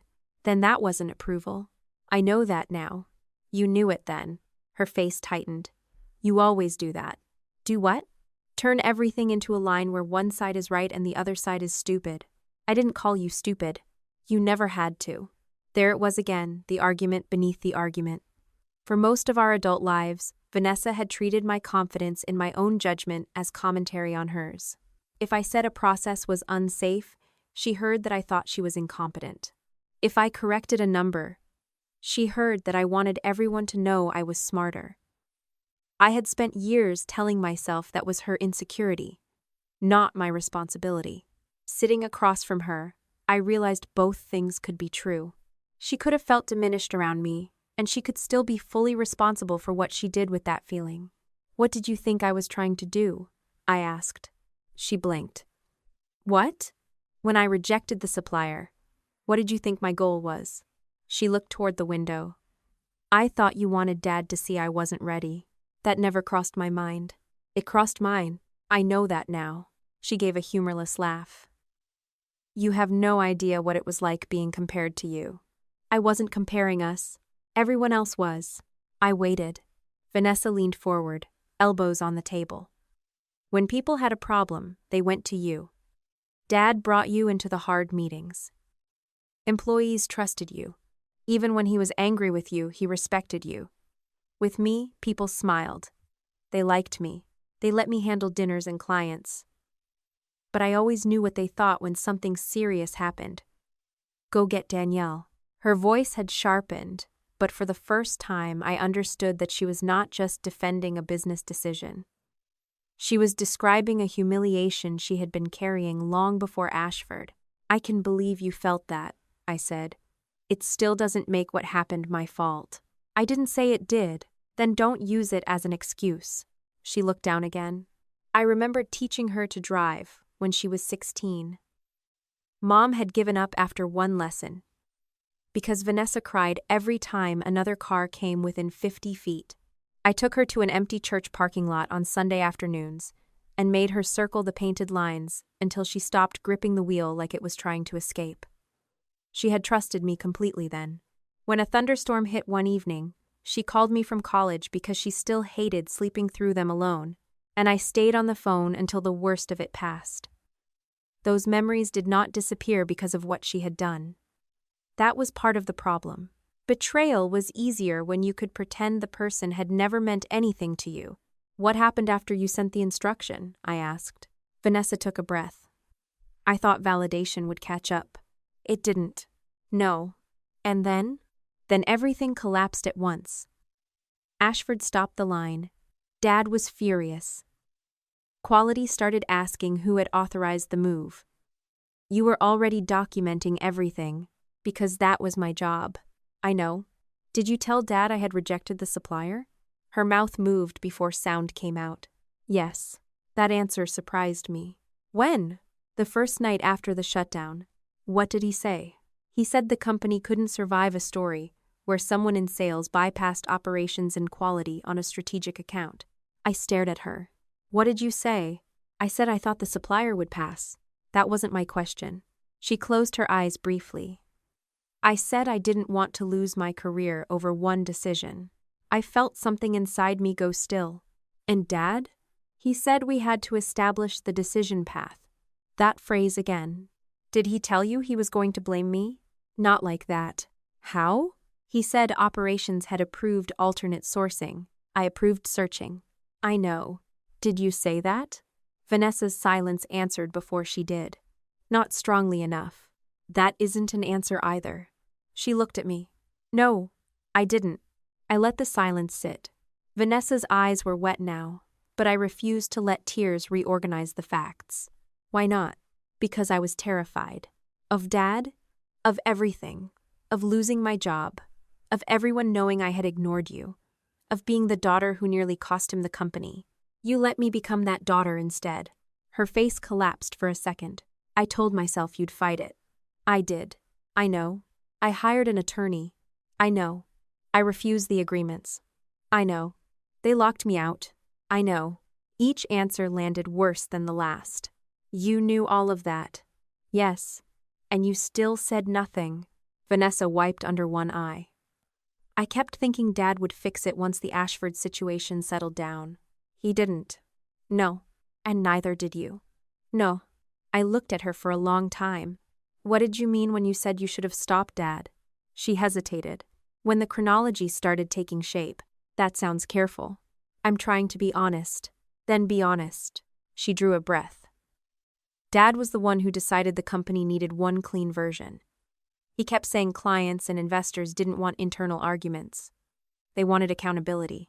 And you let that accountability become me. Yes. There was shame in the word. For a few minutes, I believed I had reached the bottom of it. Vanessa had made the bad operational decision. Dad had constructed the cover story. Mom had cleaned the paperwork. Vanessa had been a coward who accepted the rescue and let me carry the result. It was awful. It was also easier for me to live with than the alternative. I asked, "Why didn't you tell me any of this after I left?" Her answer came quickly this time. Because I told myself I was going to make it worth it. I frowned. What does that mean? If I became good enough at the job, if I helped rebuild the company, if I proved Dad hadn't protected me for nothing, then maybe... She stopped. Maybe what? Maybe what happened to you wouldn't have been for nothing. I stared at her. There are sentences people say when they have spent so long inside their own justification that they no longer hear how monstrous it sounds. You think my career was an investment in yours? No. That is exactly what you just said. I didn't mean it like that. You said you had to make it worth it. I meant I couldn't waste what everyone had done to keep the company together. What everyone had done? She realized too late how broad that phrase was. I leaned forward. Vanessa, I did not volunteer to be the price of your second chance. I know. No, you know now because you're sitting across from me saying it. 6 years ago, you treated it like something already spent. She looked away. I wanted to keep pressing until every last detail came loose. But I also knew when a conversation stopped producing facts and started producing pain. I had learned that from clients too. Once people felt cornered, they either shut down or started saying whatever they thought would end the meeting. So I asked one final question. Did you write the chronology? Her head snapped back toward me. No. Too fast. Any part of it? Dad handled the report. That wasn't my question. I told you Dad decided the framing. Did you write any part of it? Vanessa's jaw tightened. I don't remember drafting the final report. The wording made every instinct in me flare. I didn't ask about the final report. She pushed her chair back slightly. I came here to tell you the truth. You came here to tell me the part of the truth you could live with. That's not fair. Maybe not. But it's what I think. She stood. I stayed seated. Vanessa picked up her purse. I shouldn't have come. You should have come 6 years ago. Her face changed at that. For a moment, I thought she might say something else. Instead, she left.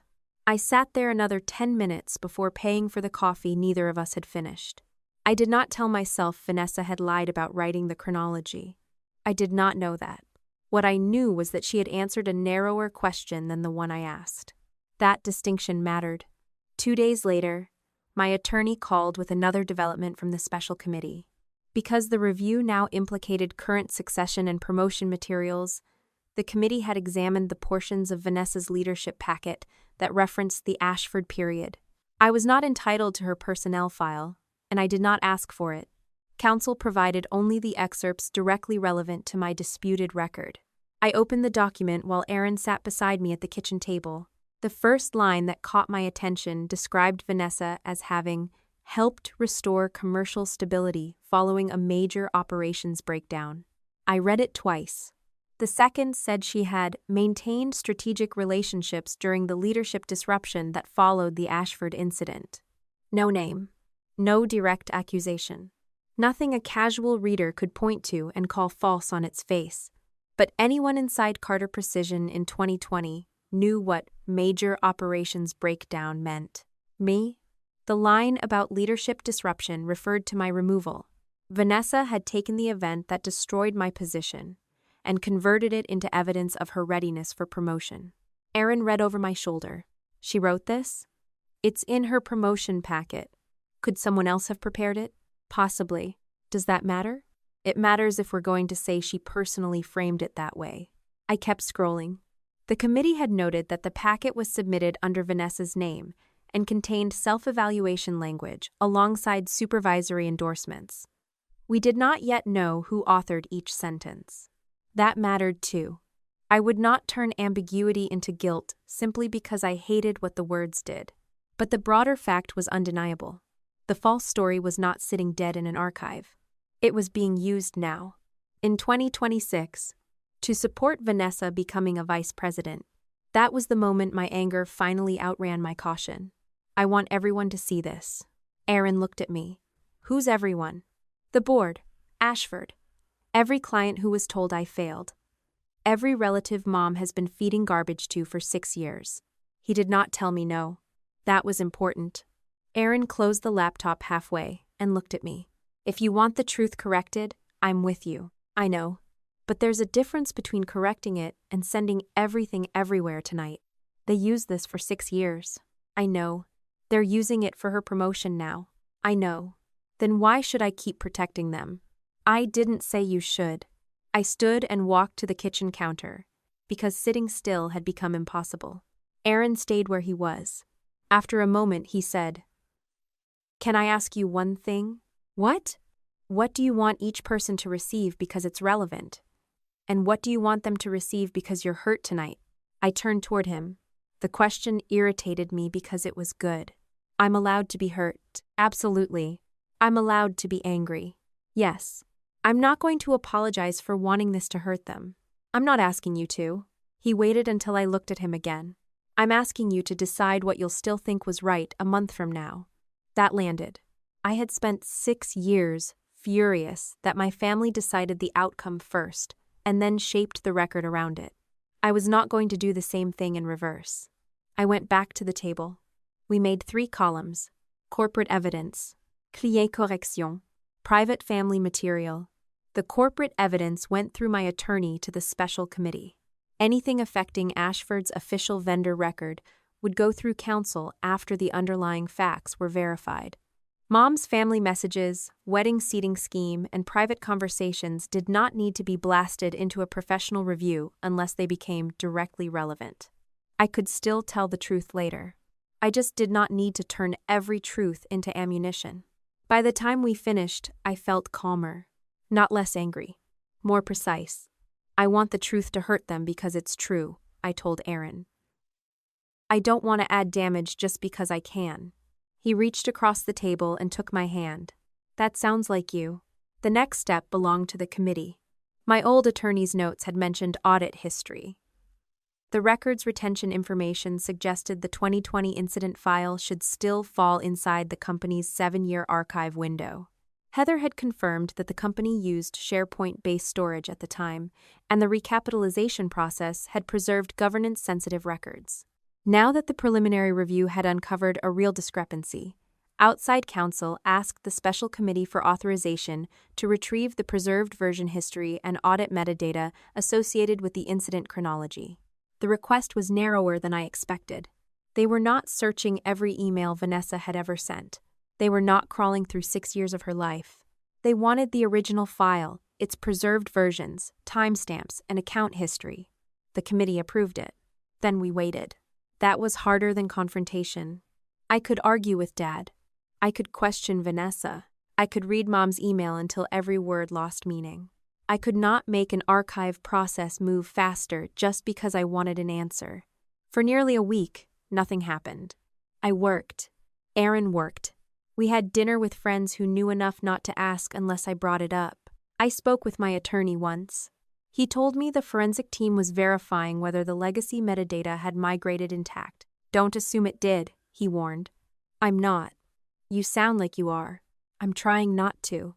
If all they have is the final file, the case does not disappear. I know. That was true. We already had substantial evidence. But I wanted to know who had first written the sentence that turned my refusal into authorization. More than that, I wanted to know whether Vanessa's careful answer in the restaurant had been cowardice or strategy. On Friday afternoon, my attorney called. I was in my office reviewing a vendor risk report for a client. His name appeared on my phone. I answered immediately. They recovered the legacy file, he said. My hand tightened around the phone. With version history? Yes. I stood. What does it show? Danielle, I want to be careful with the wording. The forensic report identifies the account associated with the first saved draft in the preserved history. That does not automatically tell us who physically typed every word if someone else had access, but it establishes whose authenticated user account created the draft. I closed my office door. Whose?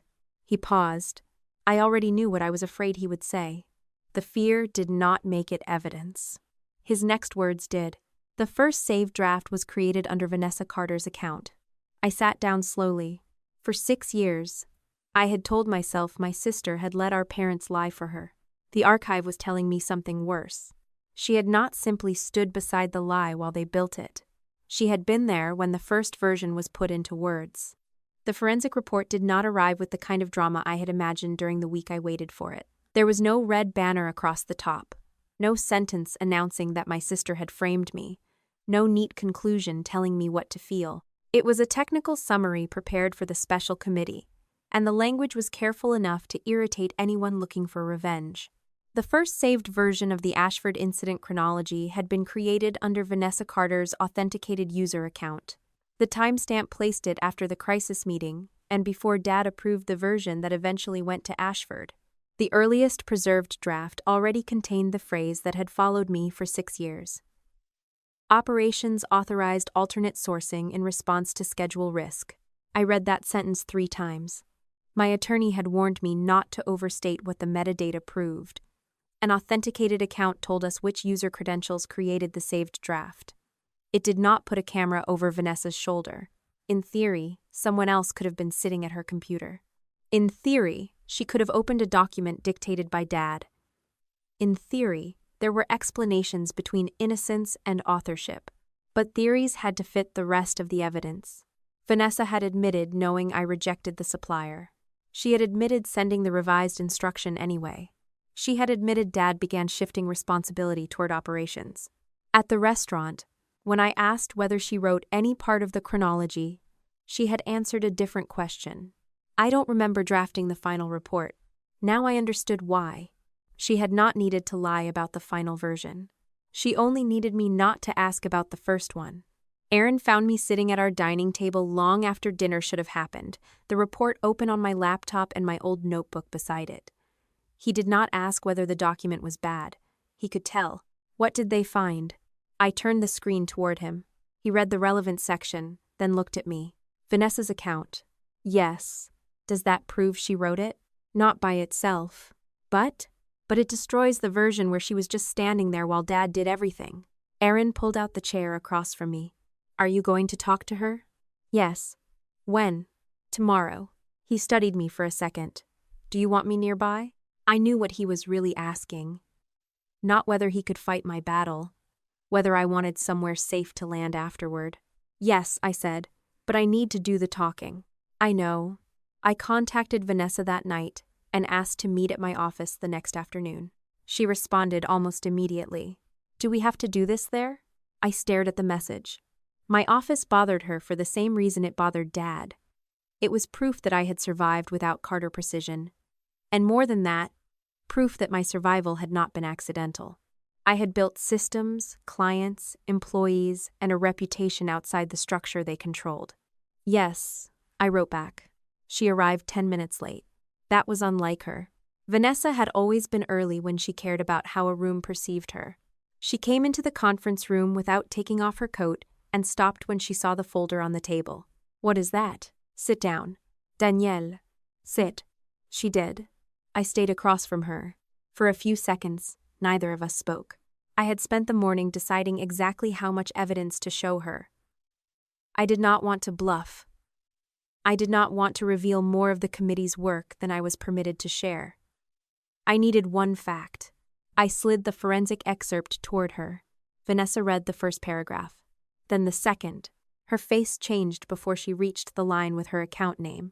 She already knew where it was going.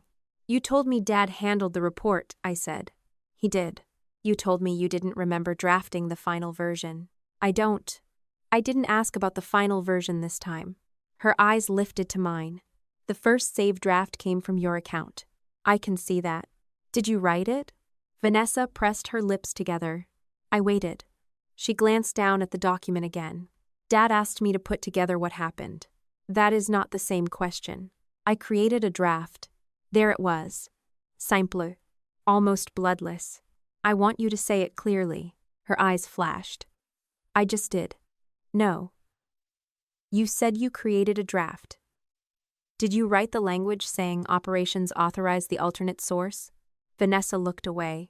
Some of it. How much? I don't remember every sentence from 6 years ago. Do you remember writing that sentence? She rubbed one hand over the other. I remember trying to explain the decision path. Using my department. You were responsible for operations. I rejected the supplier. I know. Then why did you write that operations authorized it? Her breathing changed. Because, by then, it wasn't about one approval. It was exactly about one approval. No, Danielle. Ashford had stopped production. Dad thought they were going to sue. People were asking how an unvalidated supplier got through. Everyone wanted a clean answer. So you gave them me. That's not what I thought I was doing. What did you think you were doing? Keeping the company from looking completely out of control. I leaned forward. By making it look like I was in control. She flinched. That isn't fair. It's exact. Dad was the one who wanted the chronology simplified. Dad approved it. Mom cleaned the minutes. I know their parts. I'm asking about yours. Vanessa stood suddenly and walked toward the window. The view from my office was not dramatic. A parking lot, a line of trees, low commercial buildings beyond them. She stared out as if something out there might give her better language. I was scared, she said. You've told me that. I was 27. So was I once. I still knew lying could destroy someone. She turned. You were 32 and already established. I almost laughed. 5 years. That was the distance my entire family had decided. Separated a disposable career from a sacred one. You keep saying that like I was 50 and independently wealthy. That's not what I mean. Then what do you mean? You had credibility. You had experience. You had options. There it was again. The family doctrine. Strength as available collateral. I had options, I said. So you decided I could afford to lose one. Vanessa's eyes filled. I didn't decide that. You wrote the first document that made it possible. She shook her head. Dad would have done it anyway. Maybe. He would have. Maybe. You know him. Yes.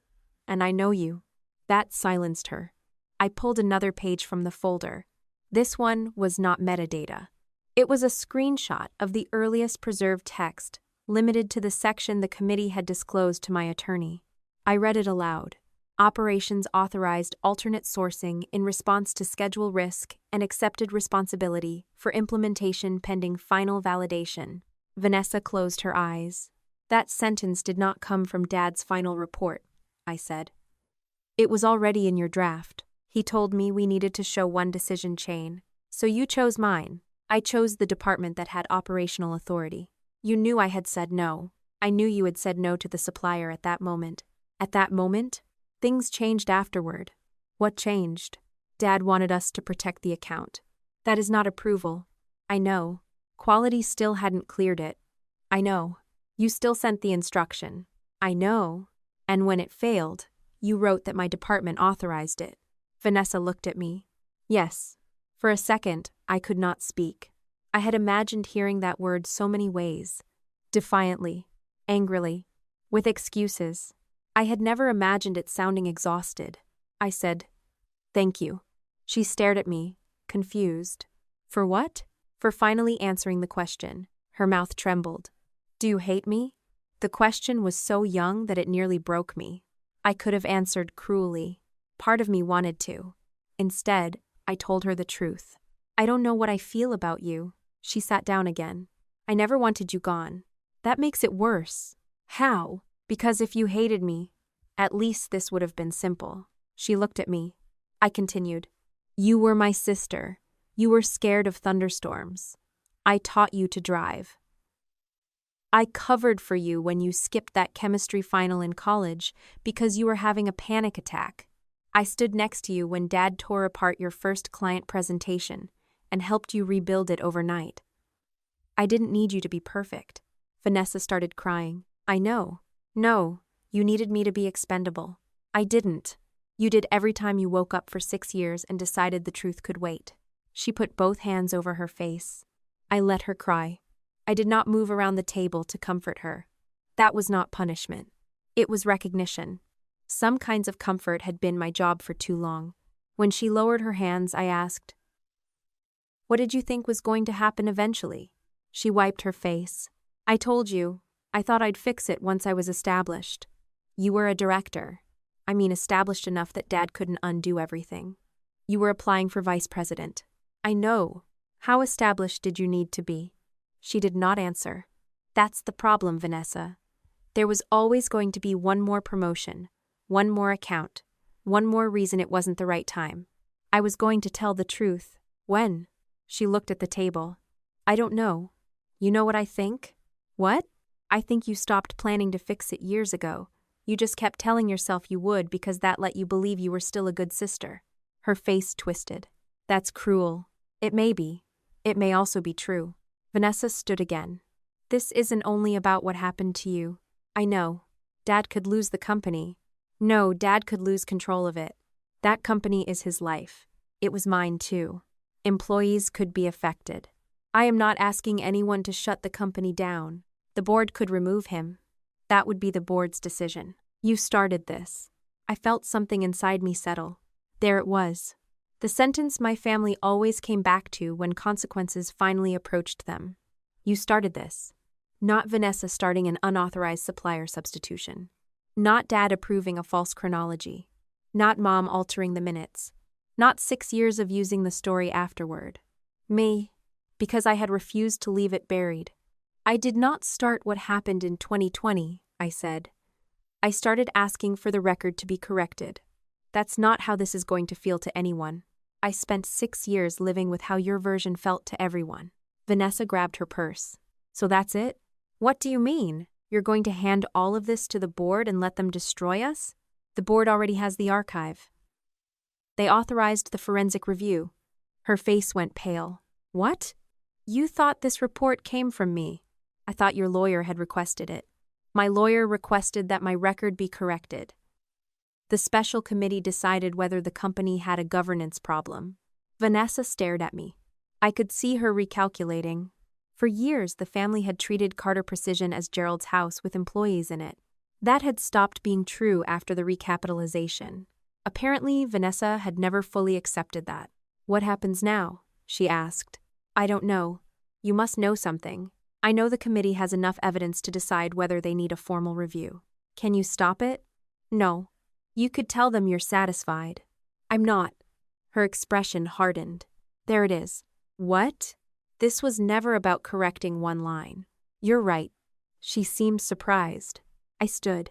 It stopped being about one line when I learned the same false incident was being used to support your promotion. That wording doesn't name you. It doesn't need to. I did help rebuild the company. You also helped create the failure you claim you rebuilt it from. She looked away. I said, if the old record had stayed buried and irrelevant, this would still matter to me. But you are using it now. That makes it current. Vanessa opened the door, then stopped. Dad is going to blame you for everything that happens next. I looked at her. He has 6 years of practice. She left. I sat alone in the conference room after she was gone. I did not feel triumphant. That disappointed me. I had thought the truth would come with relief. Instead, the truth had removed one of the last, softer explanations I had been holding. Vanessa had not stood helplessly beside Dad's lie. She had built the first version he could use. That evening, Aaron and I ate dinner on the back patio, because the house felt too small. The late May air was warm enough that we stayed outside after the sun went down. I told him exactly what Vanessa admitted. He did not interrupt until I finished. Then he asked, "Do you believe her when she says Gerald wanted the framing?" "Yes." "Do you believe she wrote it because he told her to?" "Partly." "What does partly mean?" "It means I think he created the environment. I think he told everyone what outcome he wanted. I think she gave him a document that achieved it." Aaron nodded. "And Nancy? She made the rest of the record match. So none of them did the same thing." "No. But they all needed the same result." I looked across the yard. "That's what I finally understand. Dad needed the company to survive without admitting his leadership had created the pressure. Mom needed a version that kept the family from splitting into open conflict. Vanessa needed a future in which her mistake did not define her. They had 3 different motives. They found one solution. Me?" 2 days later, my attorney called. "The special committee met this morning." I set down the report I had been reviewing. "And they're opening a formal independent review." I closed my eyes briefly. I had known it was likely. Knowing something was likely and hearing it become real were different experiences. Because of Vanessa's draft? Because of the entire pattern. The old chronology, the meeting minute revisions, the current promotion packet, and the fact that the same incident is relevant to an active succession process. What does formal mean? Expanded document review, witness interviews. Outside counsel reports directly to the special committee. The committee controls scope. Can Gerald interfere? There will be a protocol. Can he stop it? Not on his own. I thought of Dad at my office, saying he had known I would survive. What do they need from me? That's partly up to you. I waited. My attorney continued. The company has its own governance obligation now. That part no longer depends on whether you personally want an investigation. But there are choices that still belong to you. Such as? Whether you cooperate fully, whether you pursue correction of your professional record, whether you assert any personal claims, whether you're willing to resolve those separately if the company proposes something. I stood and walked toward the office window. What happens if I say I don't want to participate? The committee can still investigate its own governance issues. They already have company records. So I don't control whether this continues. No, that mattered. I did not want a story where years later my parents could say Danielle ordered the board to destroy us. They would probably say it anyway. But the distinction still mattered to me. What do you recommend? I asked. That depends on what you want. I had spent 6 years believing the answer was an apology. Then I thought it was proof. At my wedding, I thought I wanted to know why William had come. Now the answer felt simpler. I want the record corrected everywhere the false version went. Professionally?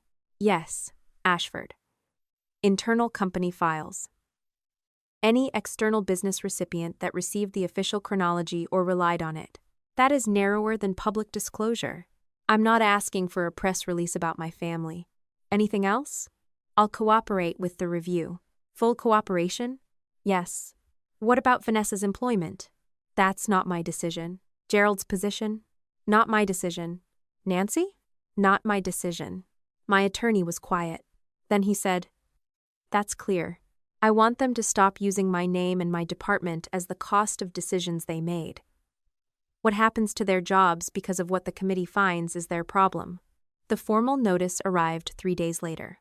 The special committee had authorized outside counsel to review the Ashford incident. Relevant executive decision-making, document integrity, and any use of the incident in current promotion or succession materials. There was also a preservation and conduct protocol. All relevant records were to be retained. No retaliation, no destruction or alteration of documents, no substantive contact with witnesses about their expected testimony outside the scheduled review process, no private lobbying of directors regarding factual findings. Relevant executives were instructed to direct questions through counsel. I read the notice twice. Then I forwarded the permitted copy to my attorney and closed my laptop. Aaron was making coffee in the kitchen. "Official?" he asked. "Yes. How do you feel?" "Like everyone finally has to play by rules Dad didn't write." Aaron handed me a mug. I looked down at the notice again. For 6 years, my family had survived by controlling the story before anyone else could examine it. Now Vanessa's own draft had opened the door to a process they could not control. And the last paragraph made one thing unmistakably clear. From that moment forward, nobody involved was supposed to contact witnesses or directors privately about what they should remember, what they should say, or how the evidence should be understood. At the time, I thought that rule would protect the review. I had not yet understood how impossible my father would find it to obey. The rule my father could not obey was the simplest one in the entire review. Do not contact witnesses about what they should remember. And do not go around the special committee to influence directors privately. Gerald had spent more than 30 years running Carter Precision, as if every important conversation ultimately belonged to him. A written protocol did not change that instinct. It only created a line he could cross. Before he crossed it, my family tried another route. The proposal came through lawyers. That was the first sign they finally understood I was not going to sit at Mom's kitchen table while Dad explained why the truth was bad for everyone.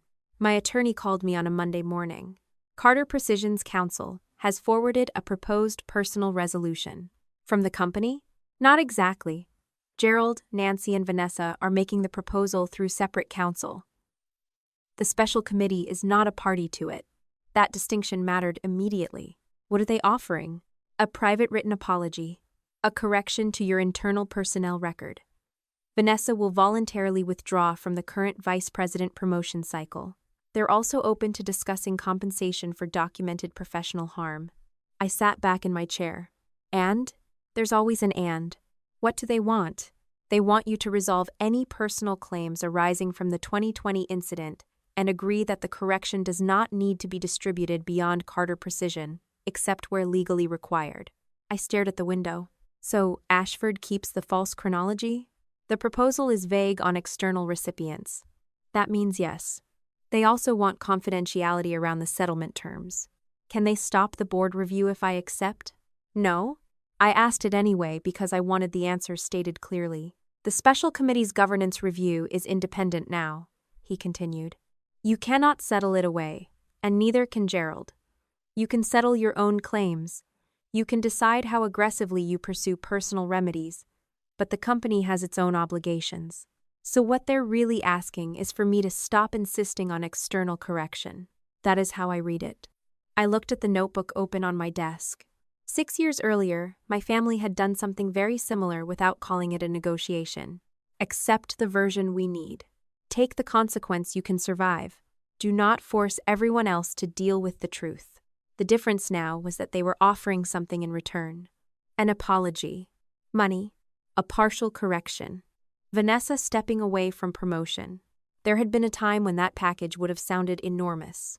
At 32, locked out of my own company account, and watching my parents' close ranks around Vanessa, I would have given almost anything to hear them say they knew I had not approved the supplier.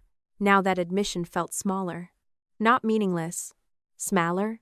I want the exact language, I told my attorney. I'll send it. I'm not rejecting anything until I read it. Good. He knew me well enough not to mistake caution for temptation. The draft arrived that afternoon. I read it twice before Aaron got home and once more after he sat down beside me. The proposed apology said my family regretted the impact the Ashford incident had on Danielle's career and personal relationships. Impact, not false record, not misattribution, not our actions. The correction said Carter Precision would amend my internal employment file to reflect that responsibility for the supplier substitution had been shared across multiple functions during a period of significant schedule pressure. Shared. That word was almost impressive. They had spent 6 years putting the decision on me. Now that evidence was moving against them, they wanted to spread it across a fog. Vanessa's withdrawal from promotion was framed as voluntary and unrelated to any admission of wrongdoing. The compensation section was blank pending negotiation. I closed the document. Aaron looked at me. What do you think? I think they're still trying to edit the story. Does any part of it appeal to you? Yes. He did not look surprised. Which part? The part where Vanessa withdraws. Because you want her punished? Because I don't want a promotion decision built on my failure story. That sounds different. It is. I opened the proposal again. And I want the correction. I just don't want this one. Aaron nodded. What would the right one say? I answered without hesitation. That I did not authorize the alternate supplier. That simple? That simple. No one needed to call Dad corrupt. No one needed to call Vanessa a liar. No one needed to describe Mom's motives. The core falsehood had always been specific. Operations authorized the supplier. I had not. Correct that. Everything else could follow from the evidence. My attorney arranged a settlement conference 2 days later. It was not a board meeting. It was not part of the special committee's investigation. It was a structured conversation about whether my personal dispute could be resolved separately. I attended with my attorney. Dad had counsel. Vanessa had counsel. Mom's attorney joined remotely. The fact that my mother had her own lawyer would have seemed absurd to me a month earlier. Now, it made perfect sense. Once people stop being a united family story and start becoming separate actors with separate exposure, everyone gets their own chair. Dad looked tired. Vanessa looked worse. Mom appeared on a screen from home, perfectly dressed from the waist up, her expression already wounded before anyone spoke. Their lawyer summarized the proposal. When he finished, I asked one question. If Carter Precision or any member of this family sent the false Ashford chronology to an outside professional recipient, will that recipient get the correction? The lawyer looked at Dad. Dad looked at his lawyer. Finally, the lawyer said, the proposal contemplates an internal correction, and any external notice the company determines is legally necessary. That is not what I asked. My attorney did not interrupt me. I continued. Will Ashford Climate Systems receive a written correction stating that I did not authorize the alternate supplier? Dad said, William already knows your position. My position? You spoke to him. He has evidence from his own archive. Then what exactly are you trying to accomplish? The same thing I've been asking for since 2020. Correct the record. Dad exhaled. Danielle. There is no practical reason to send letters all over the industry reopening an incident that is 6 years old. Then why was it practical to use that same incident in Vanessa's promotion packet this year? Vanessa's attorney leaned toward her, but she answered before he could stop her. That wording did not name you. Everyone inside the company knew what it referred to. Dad said, this is why we're offering to withdraw Vanessa from the promotion cycle. No, Vanessa is offering to withdraw because the board is already reviewing the file. That is not fair, Vanessa said. I looked at her. Which part? You make it sound like nothing we offer matters.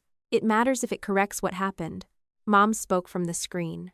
We are offering you an apology. You're offering me regret for the impact. What is wrong with that? It avoids saying what caused the impact. Mom's face tightened. Do you need us to humiliate ourselves? No. Then what do you need? For the correction to reach the places the false version reached. That could damage the company. It might damage the story the company told. Dad leaned forward. There are hundreds of employees who had nothing to do with this. I know. Do you? Yes. Because from where I'm sitting, you seem willing to throw the company into a public scandal over wording. I had heard variations of that argument for 6 years. If I insisted on accuracy, I was hurting employees. If I insisted on accountability, I was threatening livelihoods. If I refused to absorb damage privately, I was creating public damage. I have not asked for a press release, I said. I have not contacted media. I have not contacted your clients. I have not posted anything online. I am asking you to correct a professional record where you sent it. Dad looked at me. You have no idea what that could trigger. Then you should have thought about that before approving it. His lawyer shifted in his chair. My attorney touched the pen beside his legal pad but said nothing. Dad's voice lowered. We were trying to save the company. I felt the conversation slide away from settlement and toward the thing he had refused to face in my office. By saving Vanessa. By preventing one mistake from becoming a catastrophe. Whose mistake? He did not answer. I leaned forward. Say it. This is not productive. It is the most productive question we've had. Vanessa whispered, Danielle. I did not look at her. Dad said, Vanessa was 27. So? She would have been finished. And I was 32. You were established. There it is again. What? The age gap you keep pretending makes betrayal reasonable. Dad's expression hardened. You had credibility. So you spent mine. That is not what happened. You knew I would survive. He stopped. Mom's face on the screen went still. Vanessa looked down. I continued. You told me that in my office. You knew one incident wouldn't end me. You knew I could get another job. You knew Vanessa might not recover. So you chose the daughter you thought could take the hit. Dad stared at me. I chose the outcome that gave the company the best chance to survive. No, you chose the outcome where you didn't have to be the one who failed. His lawyer said, Gerald, I think we should return to the proposal. Dad ignored him. You have always needed to be right. And you have always needed someone else to be responsible. That is enough. No, Dad. This is the first time it's actually enough. He pushed back from the table. You think you built your little consulting firm and suddenly you understand what it means to carry hundreds of employees? There was a time that sentence would have hurt me differently. Little consulting firm. A reminder that in his hierarchy of achievement, anything outside Carter Precision became smaller by definition. I looked at him. I understand exactly what it means to make decisions that affect other people. That's why I don't rewrite the record when one goes wrong. The room went quiet. Dad's lawyer spoke first. We should take a break. We did. I walked into the hallway with my attorney. He waited until the door closed. You're done with the deal? Yes. Even if they improve the money? This was never about money. They may improve the correction language. Will they send it externally where the false version went? I don't know. Then that's the answer. He nodded. You want me to reject it? Tell them I'll consider a factual correction that reaches every professional recipient of the false version. I am not agreeing to a confidentiality structure that leaves the original chronology outside the company untouched. And personal damages? We can discuss actual documented loss later if necessary. It is not the price of my silence. We returned to the room. My attorney stated the position. Dad did not look at me. Vanessa did. Mom said nothing. The meeting ended without agreement. For the next 4 days, the formal review continued. I went back to work. That mattered to me more than I expected. My life did not stop because Carter Precision had finally started examining what it had done. I had 2 client projects active. One involved renegotiating supplier terms after a merger. Another involved helping a family-owned manufacturer build approval controls strong enough that no single executive could bypass them under schedule pressure. The irony was not lost on me. Neither was the difference. My clients paid me to make systems harder to manipulate when people were afraid. Carter Precision had spent 6 years proving why that mattered. The first sign Dad was losing control came from Heather. She called my attorney, not me. That was exactly what she was supposed to do.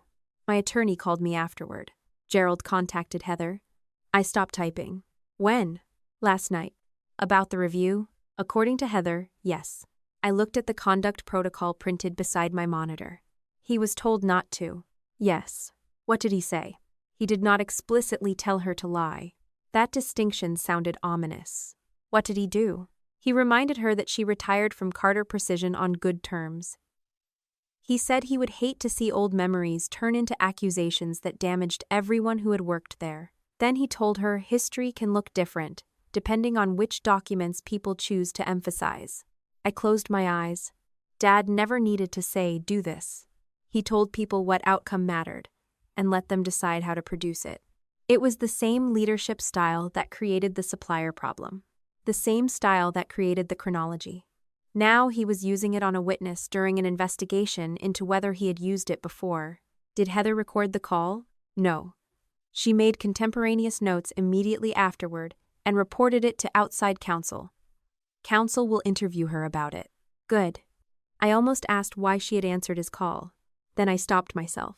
Heather had done nothing wrong by picking up the phone. Dad had been the one under protocol. What happens now? Outside counsel notified the special committee. They're reviewing whether the contact violated the conduct order. Does Gerald know Heather reported him?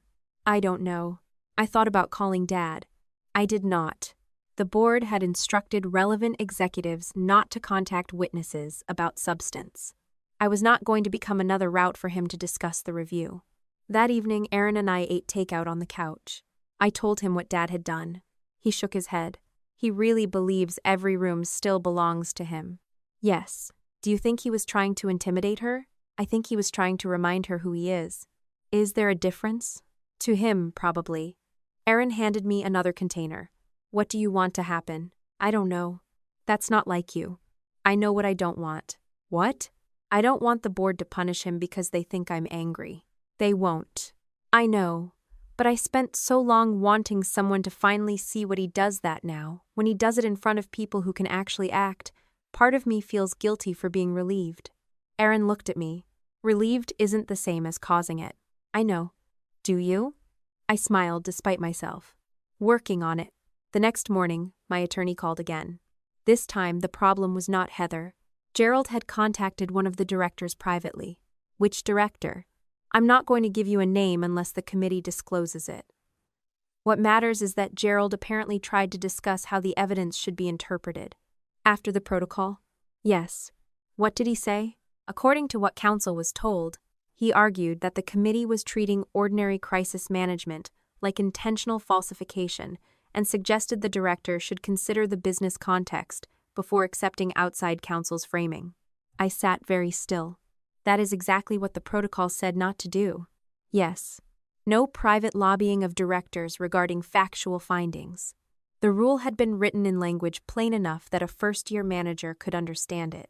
Dad was not confused. He simply believed that a rule limiting Gerald Carter's ability to explain Gerald Carter was inherently unreasonable. What can the committee do? Recommend interim measures to the board. Zuhas? Require him to step away from active duties while the review continues. Can outside counsel do that? No. Counsel reports the conduct. The special committee recommends. The board acts under the bylaws. That answer reassured me. Not because I wanted Dad removed. Because process mattered. I had spent 6 years dealing with a family that blurred authority whenever blurring authority helped them. I needed every step now to belong to the person or body actually empowered to take it. I heard nothing for the rest of the day. That night, Mom sent me a message. Your father has given his life to that company. I hope you understand what you're doing. I read it once, then saved it without answering. The next morning, a longer email arrived. Not to me, to at least 11 relatives. I knew because my cousin Rebecca forwarded it with a short note. I think you should see this. Mom's subject line was "Family, please read." I almost deleted it unopened. Then I read. She wrote that our family was going through an extremely painful misunderstanding rooted in an old business disagreement. She said I had become convinced that Vanessa's success had come at my expense. She said I was demanding money and external disclosures that could damage Dad's retirement and hundreds of employees. She described Dad as heartbroken, Vanessa as devastated, herself as a mother watching one daughter punish the entire family for something everyone had tried to move past. I read the paragraph about money again. I had never demanded a number. Their proposal had raised compensation. I had specifically said money was not the price of my silence. Aaron came into the room while I was still reading. What happened? I handed him the phone. He read the email. His jaw tightened. She sent this to family? Yes. Are you responding? No. He looked surprised. Not to her? No. I forwarded the email to my attorney with one sentence. For the file. I am not requesting action unless relevant. Then I called Rebecca. I got your forward. Thank you. I'm sorry. You didn't write it. I know, but Aunt Carol is already calling people. Let them. Danielle, she's telling everyone you're trying to take your dad's retirement. I know. Don't you want to correct that? I do, just not in the same way. Rebecca was quiet. What does that mean? It means when there is a formal correction I can actually share, I'll decide who needs it. What if people believe her? Some will. You're okay with that? No. That answer surprised Rebecca. It surprised me too. I'm not okay with it, I continued. I'm just not willing to turn this into a family referendum while the actual review is happening. After we hung up, I sat there thinking about all the years I had refused to explain myself because I thought silence was dignity. This was different. I was not choosing silence forever. I was choosing sequence. First facts, then correction, Then, whatever relationships remained, Vanessa called me that afternoon. I considered letting it go to voicemail. Then I answered, Danielle. Her voice sounded raw. What? Dad's been told not to come into the office. I did not know that yet. For how long? I don't know. They said pending a board decision. I closed my office door. Then you know more than I do. You have to stop this. There it was. Not can you help. Not what happened. Stop this. I can't. Yes, you can. No. Tell the committee you're satisfied. Tell them you don't want Dad removed. That would not stop a governance review. It would help. I'm not going to tell them something I don't believe. Dad is 65. He was already going to retire. Then why did he violate the protocol? He called Heather. I know. He has known her for decades. He called a witness about the subject of a review after being told not to. He wasn't threatening her. That isn't the standard. You sound like a lawyer. No. I sound like someone who reads instructions before breaking them. Vanessa inhaled sharply. You're enjoying this. The accusation hurt because part of me had feared it about myself. I answered carefully. No. You expect me to believe that? I'm relieved people finally see what I've been dealing with. That is not the same thing as enjoying Dad losing control. He could lose everything. No, he could lose his position. That company is everything to him. That is not my responsibility. You know what I mean. I do, and that is the problem. She went quiet. I continued. For 6 years, every consequence that reached one of you became my responsibility. Your mistake would destroy your future, so I had to carry it. Dad's record could hurt the company, so I had to accept it. Mom's family story could fall apart, so I had to stay quiet. Now Dad violated a board protocol, and somehow I am responsible for protecting him from that too. I'm not asking you to protect him. You just asked me to stop it. Vanessa started crying.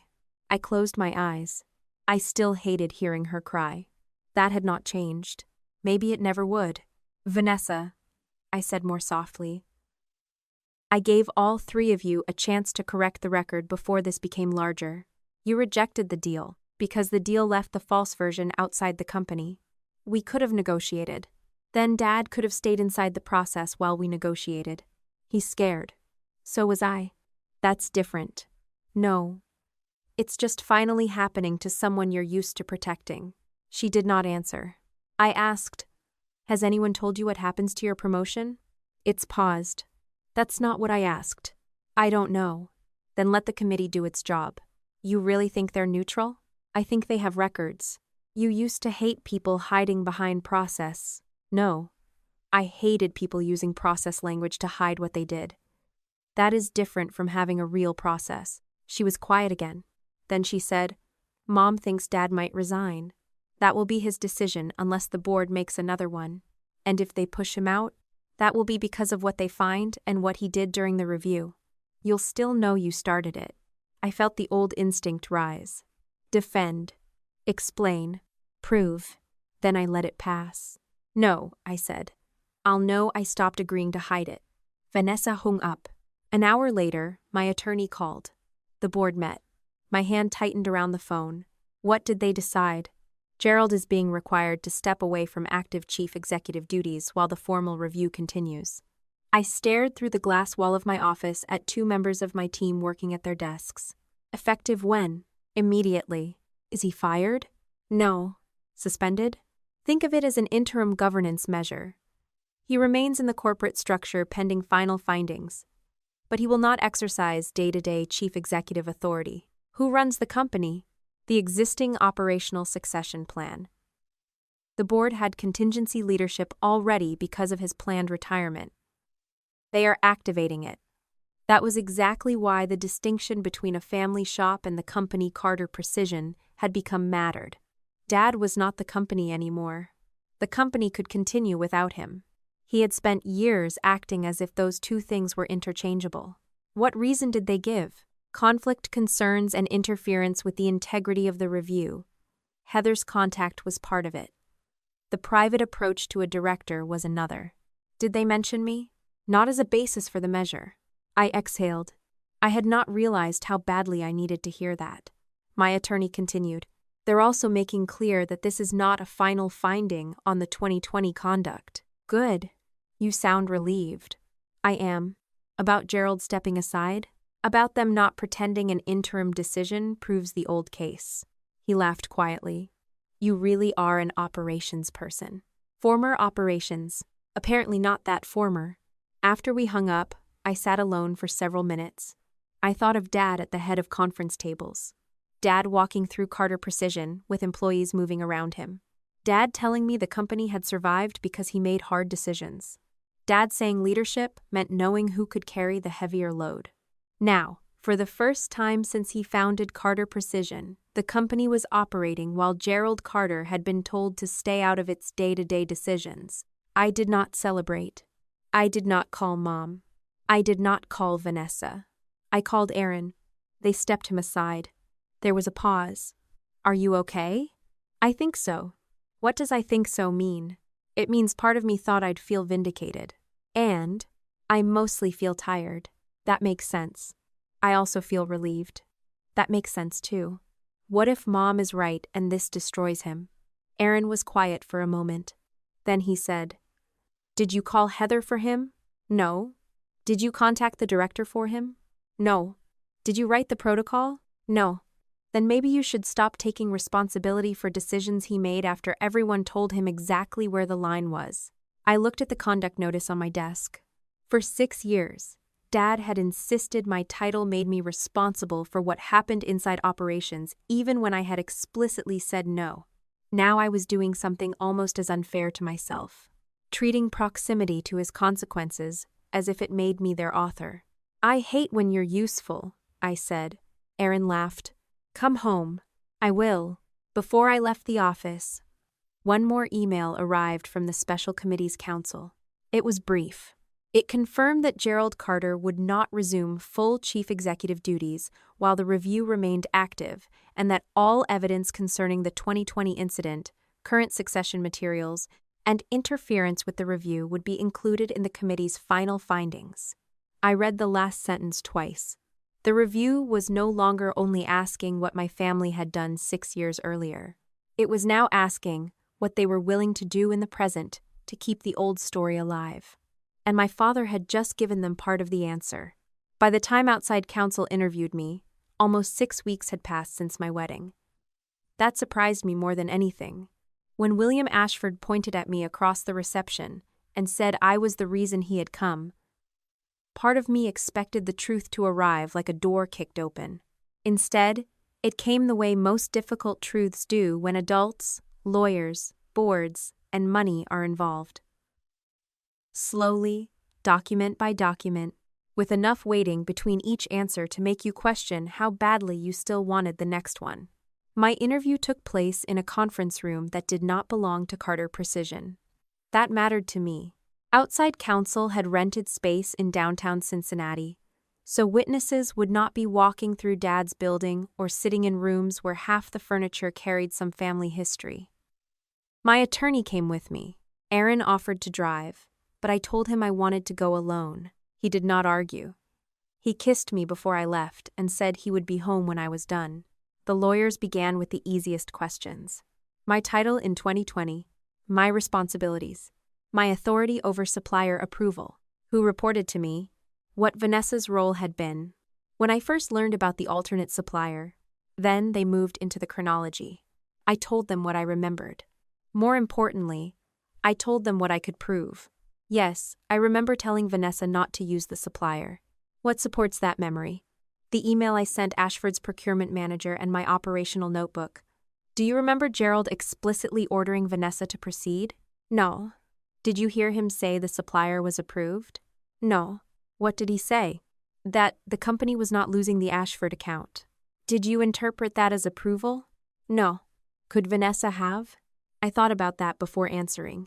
She could have interpreted it as pressure to find a way forward. I would not call that formal approval. One of the attorneys made a note. That was how the entire interview went.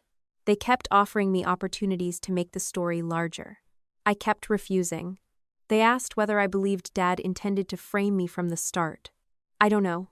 Whether Mom understood the effect of removing the disagreement from the minutes, I know what she wrote. I can't tell you what she believed. Whether Vanessa deliberately planned to damage my career when she created the first chronology draft. I know what the draft said.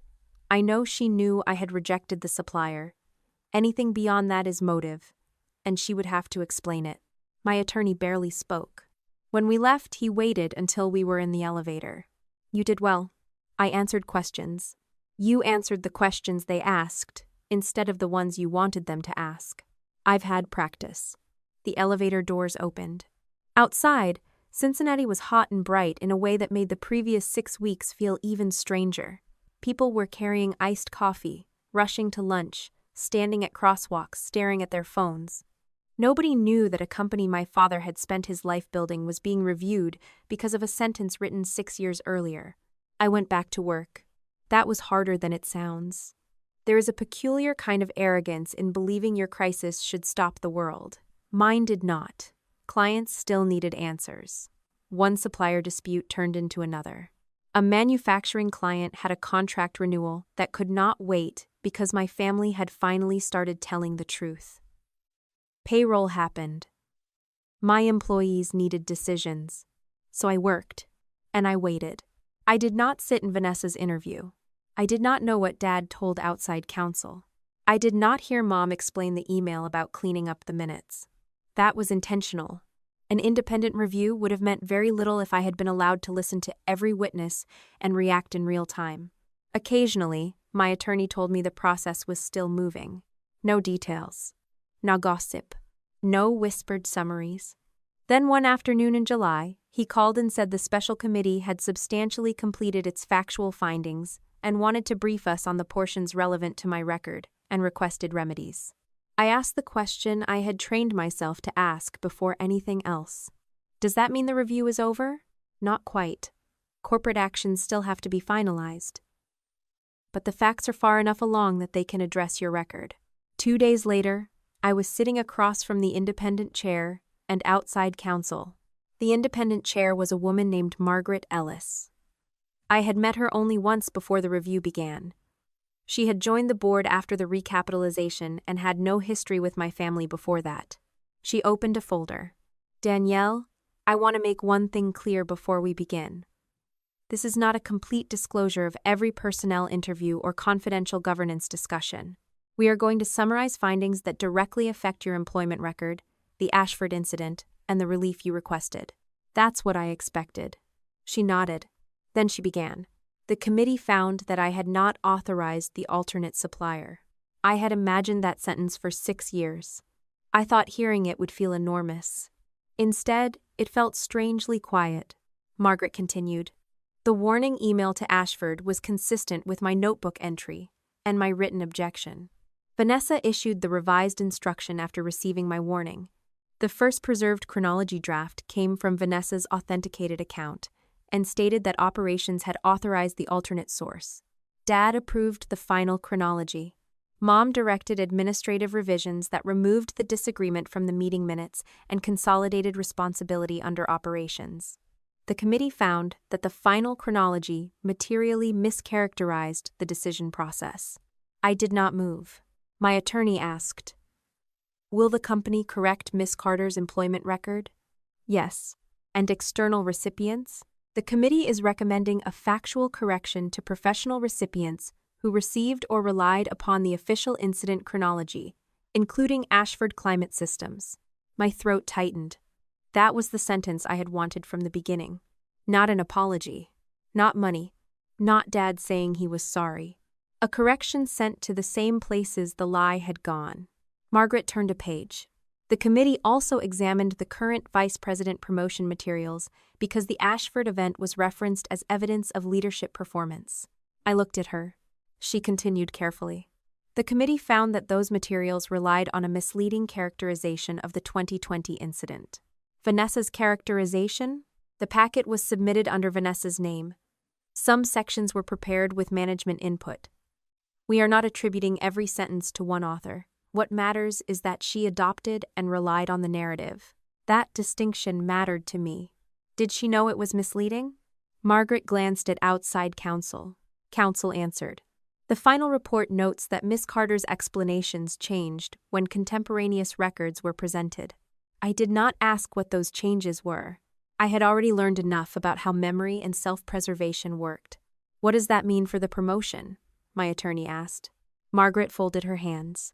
The promotion has been denied. I felt something in my chest release. Not joy. Pressure. The succession committee has also removed Vanessa from consideration for senior succession planning at this time.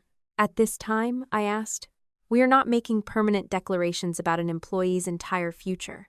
We are making a judgment about leadership readiness based on current findings.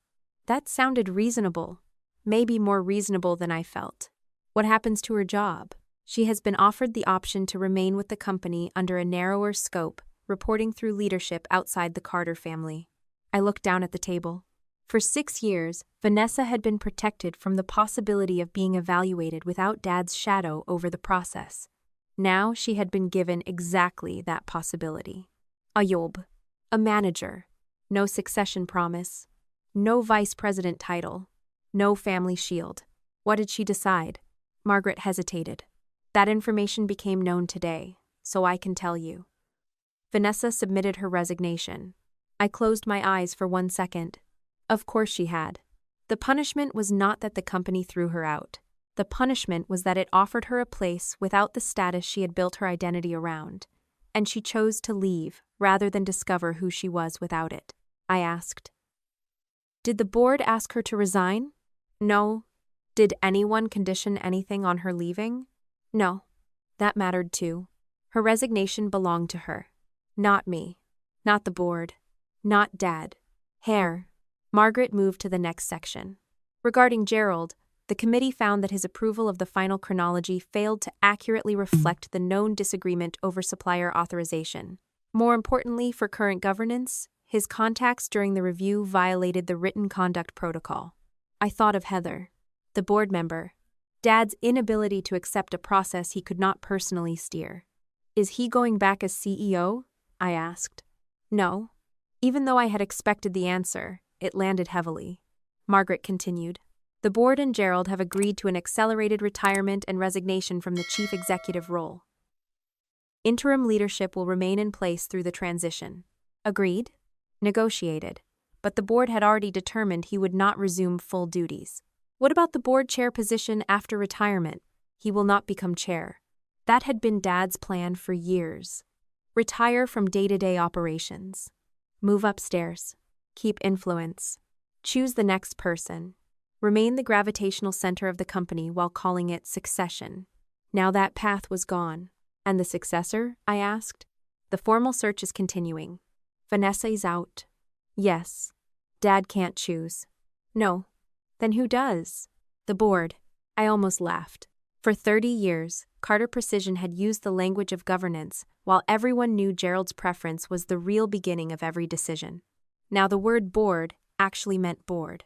Margaret leaned back. The succession committee had already developed an external candidate list because of Gerald's planned retirement.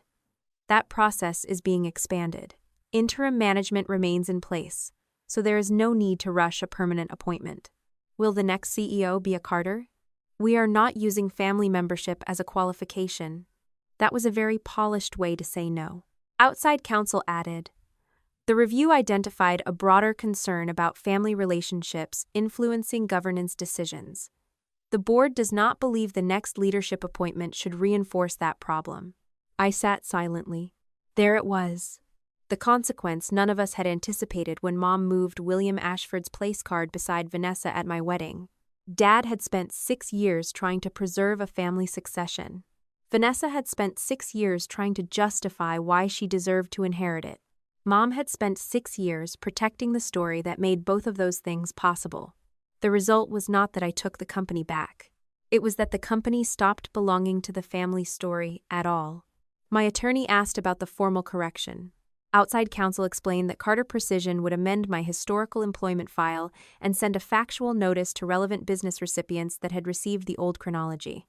The notice would state that subsequent review found I had not authorized the alternate supplier and that prior materials attributing that authorization to operations leadership were inaccurate.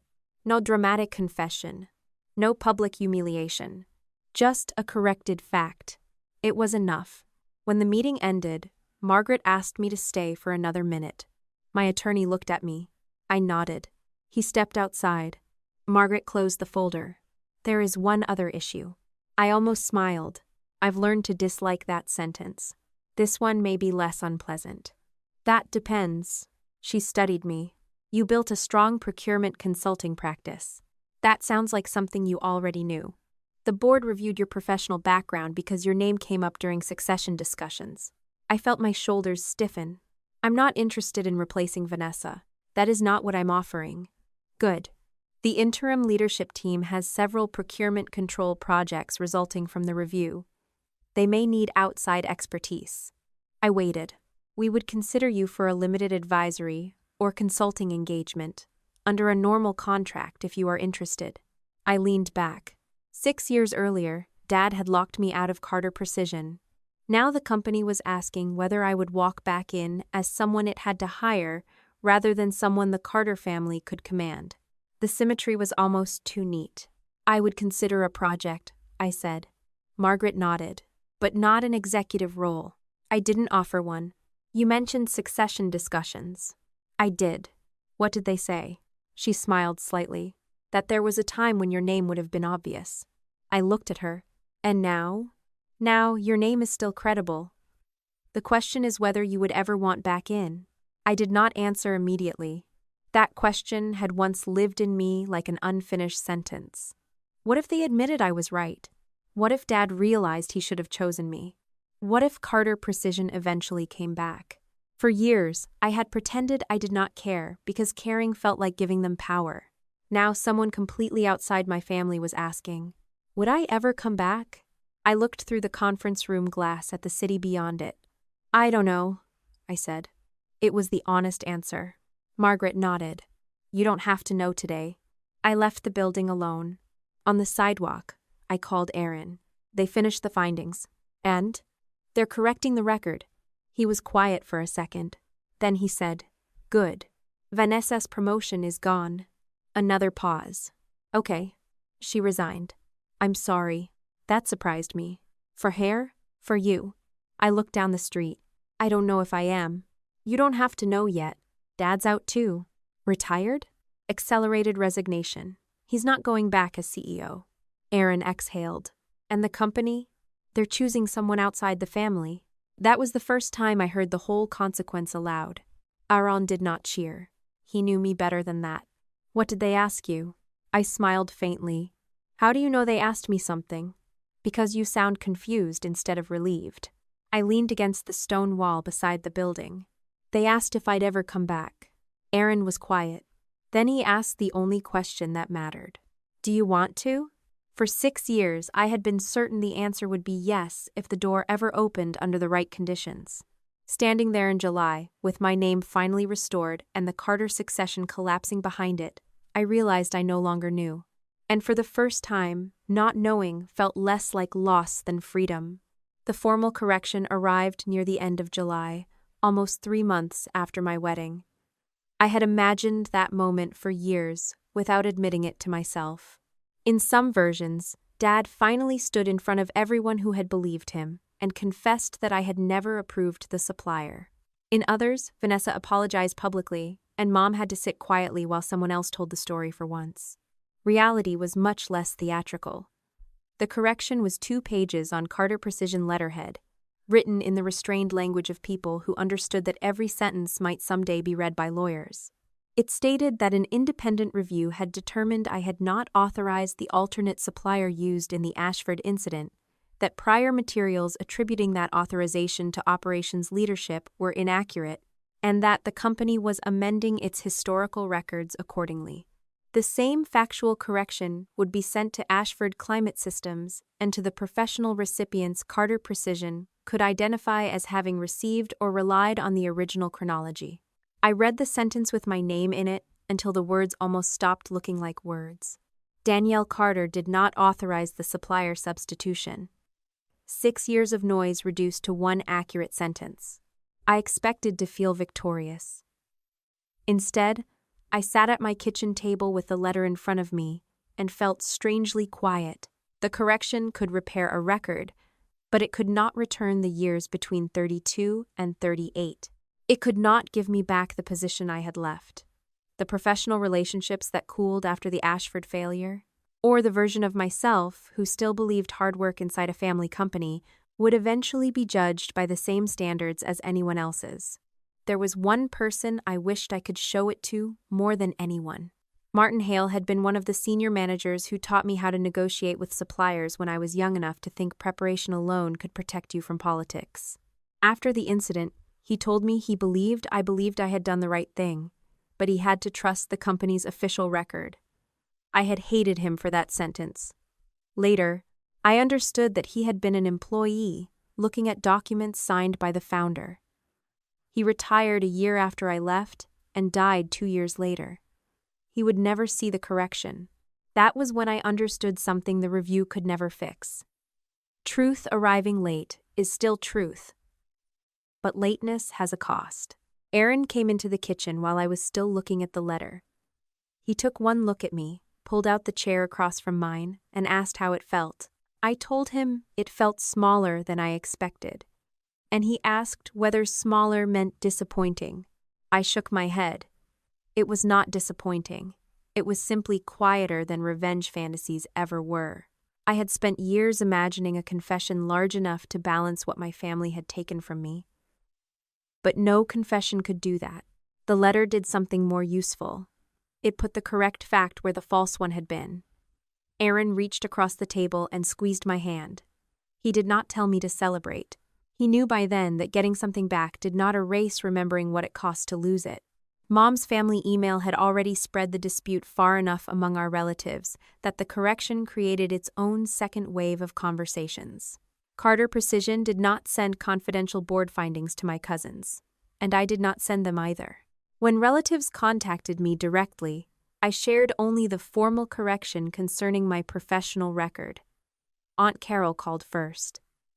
She sounded embarrassed before she got through the first minute. She told me she had no idea I had formally disputed the report 6 years earlier. I asked what Mom had told her, and Carol admitted she had always believed Dad and I mutually agreed that I should leave because I was no longer suited to the pressure of the company. There had never been any mutual agreement. I had been placed on leave, locked out of the system, represented by a lawyer, and offered separation documents I refused to sign. Yet somewhere between my departure and the first Christmas after it, Mom had converted that into a thoughtful family decision about my future. Rebecca called later that afternoon. She had been the cousin who forwarded Mom's smear email during the review, and she sounded almost amused when she told me Nancy was now claiming outside investors had forced the board to word the correction against Dad because they had wanted him gone anyway. I laughed, despite myself. Mom could lose control of a document and immediately begin editing the meaning around it. But something had changed. Rebecca did not ask me whether Mom was telling the truth. She asked me what had happened. Other relatives did the same. No one staged some dramatic family intervention where everybody denounced Nancy. Most people were too uncomfortable for that. And honestly, families rarely operate that neatly. The consequence was subtler. They stopped treating Mom as the automatic source of truth about me. If she said something about my business, someone checked with me. If she described the review, people asked whether I had documents. Nancy still had opinions, but she no longer controlled the first draft of everyone else's memory. Vanessa's resignation became official a few days later. The company did not fire her.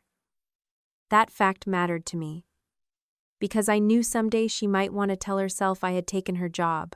The board had denied the promotion, removed her from succession consideration, and offered her a narrower role reporting through leadership outside the Carter family. She chose to resign instead. I understood why. For 6 years, she had been building toward the idea that she would eventually become one of the people running Carter Precision.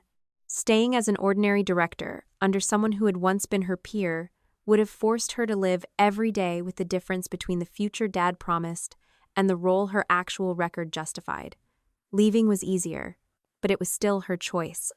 I did not ask the board to push her out, and they had not. Her message arrived the following week. It was long, uneven, and painfully familiar.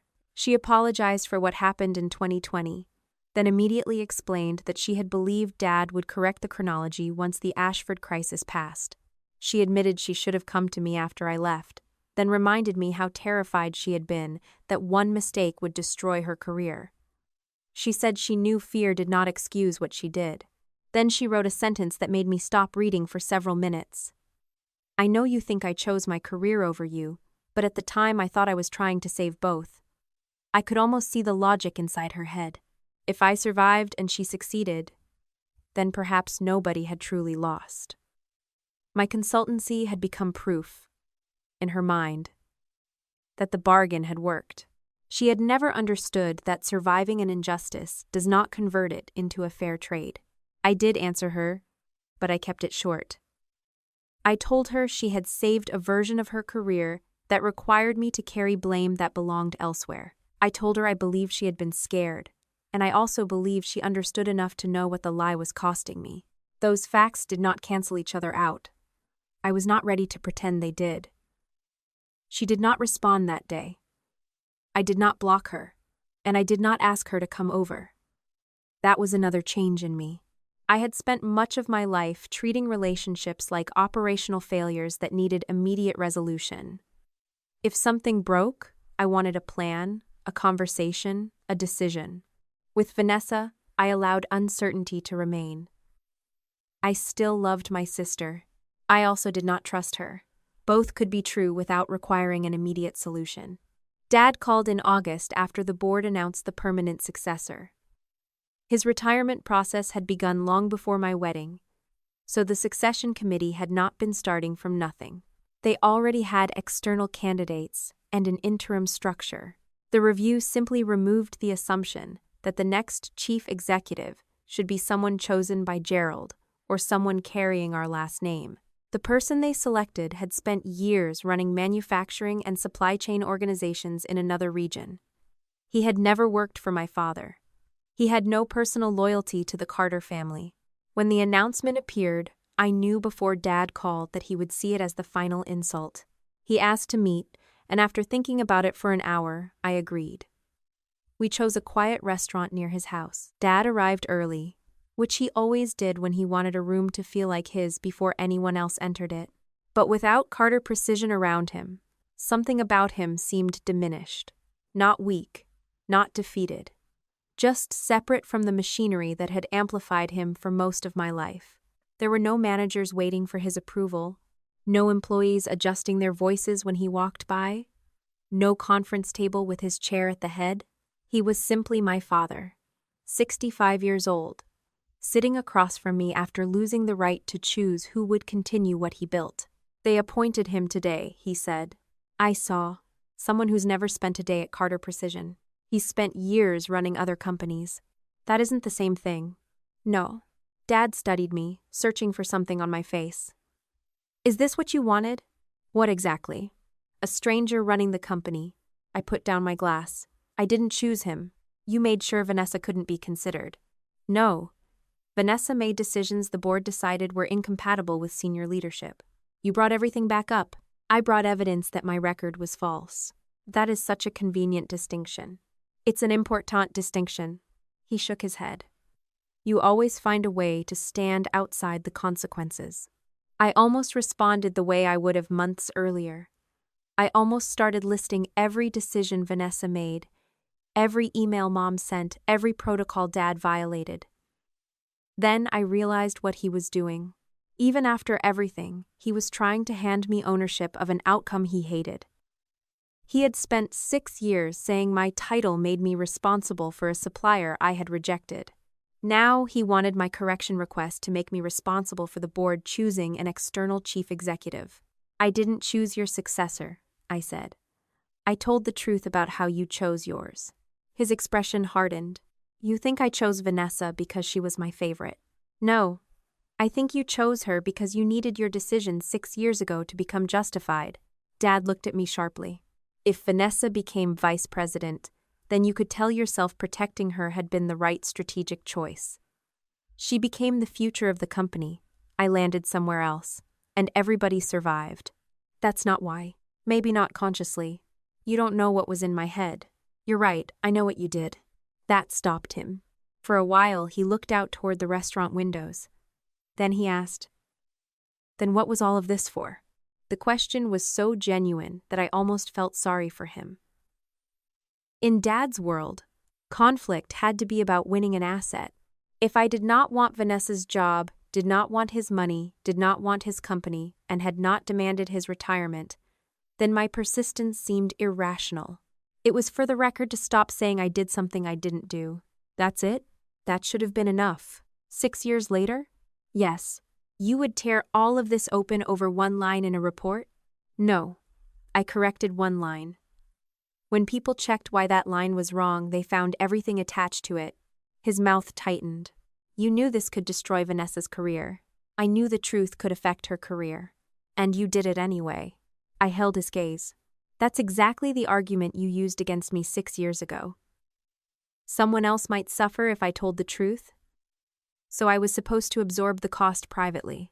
Dad leaned back. You still don't understand what it means to protect a company. I understand it better than you think. I just don't believe protecting a company means making someone else responsible for your choices. You think the new CEO won't make hard decisions? I hope he does. Dad almost smiled, as if he thought he had caught me contradicting myself. I continued. A hard decision is one you make and take responsibility for. It isn't one you make and put another person's name on afterward. The smile disappeared. For another minute, neither of us spoke. Then Dad said something I had waited years to hear, though not in the form I expected. I loved you. Past tense. Probably accidental. Still painful. I know, he frowned. You don't act like you know. I never said you didn't love me. Then why do you talk about this like I betrayed you? Because love doesn't make betrayal impossible. Dad looked down. You really believe I sacrificed you? Yes. I believed you could handle it. That doesn't make it better. It mattered to me. I know. He looked up again. You were stronger than Vanessa. I nodded slowly. And you turned that into permission? He did not answer. I had spent years wanting him to reach this exact moment and say, You're right. I chose wrong. I am sorry. Sitting across from him, I realized I did not need it anymore. That surprised me almost as much as the correction letter had. His understanding would have been meaningful, but it was no longer necessary for mine. Before we left, he asked me one final question. If you didn't want the company, why couldn't you just let it go? I thought about the new chief executive, the new reporting structure, the supplier controls the board was already reviewing, and the employees who would continue walking into Carter Precision long after Dad stopped. So the next person you decide is strong enough to take the damage doesn't get told it was necessary. Dad looked at me. I added, and because surviving what someone did to you does not mean they were right to do it. He had no answer for that. A week later, Margaret Ellis called about the limited procurement control project she had mentioned after the findings. The new leadership team wanted an outside review of supplier override authority, escalation procedures, and documentation controls. The irony was so obvious, I did not need to say it aloud. 6 years earlier, insisting that validation and approval lines mattered had helped push me out. Now Carter Precision wanted to pay my consultancy to make those lines harder to bypass. I treated the opportunity the way I treated any client engagement. I reviewed scope, reporting structure, conflict protections, fees, and access. I made it clear no member of my family would direct my work. The contract would be with the company under its new leadership, not with Gerald. Margaret agreed. I accepted the limited engagement. Then she asked if I wanted to discuss a permanent executive position sometime after the transition. For years, I thought that question would be the proof I had won. I said no. Margaret did not look surprised. Because of the history? Partly. What's the other part? I spent 6 years building a life that doesn't require Carter Precision to tell me who I am. I don't want to give that power back just because the door is open now. She nodded. I walked out of that meeting with a consulting contract instead of an executive title, and I felt lighter than I would have believed possible 6 months earlier. Still, healing did not move in a straight line. When the company published its formal announcement introducing the new chief executive, One sentence caught me unexpectedly. Carter Precision begins its next chapter under independent leadership. I stared at it from our couch until Aaron came into the room and asked what was wrong. I thought I didn't want it, I said. He read the announcement. You don't? Then why does this hurt? Aaron sat beside me. He did not tell me the company did not deserve me. He did not point out that I had my own business. He simply stayed there while I figured it out. Eventually, I understood. I was not grieving Dad's chair. I was grieving the future I had once expected to have. At 32, before the Ashford incident, I thought Carter Precision would be where I spent most of my career. I thought I would help modernize it, maybe lead it one day, maybe eventually discover I wanted something else. My family had taken that choice away before I got to make it myself. The fact that I would not choose that future now did not mean I was forbidden to mourn the woman who once wanted it. I closed the announcement. For the first time, I did not wonder whether the new CEO would be better than me. I did not wonder whether Dad would eventually admit I should have been the successor. I did not wonder whether Vanessa regretted losing the title. I just closed the screen. That night, Aaron suggested we finally finish looking through our wedding photographs. We had viewed a few after the honeymoon, then stopped once the review consumed everything. We opened the gallery on the television and worked through the images slowly. There was Aaron laughing during the ceremony because my veil caught on the edge of a chair. There was one of my friends dancing with her shoes in her hands. There was Dad smiling in a photograph taken before any of us knew William had reopened the past. Then we reached the reception. Aaron stopped on one photograph. Vanessa was leaning toward William, mid-pitch. Dad stood behind her, watching with quiet satisfaction. Mom was nearby. I was farther back in the frame, walking toward the table. Months earlier, I would have hated that picture. It looked like my entire family had turned my wedding into Vanessa's opportunity while I arrived too late to stop them. Now I saw something else. Vanessa was trying to close the account she believed would validate 6 years of choices. Dad was watching the succession he thought he had secured. Mom was standing beside the family story she had spent years keeping smooth. William was sitting there with an archive none of them knew had reopened the Ashford incident. And I was walking toward them without knowing that the thing my parents considered a clever shortcut was about to connect every piece they had kept separate. Aaron asked if I wanted to delete the picture. No. Print it? No. I smiled. Just leave it. We moved on.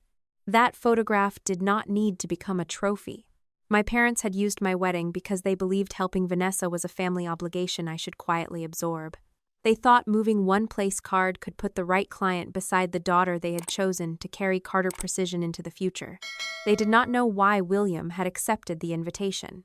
They did not know Ashford's archive still held my warning.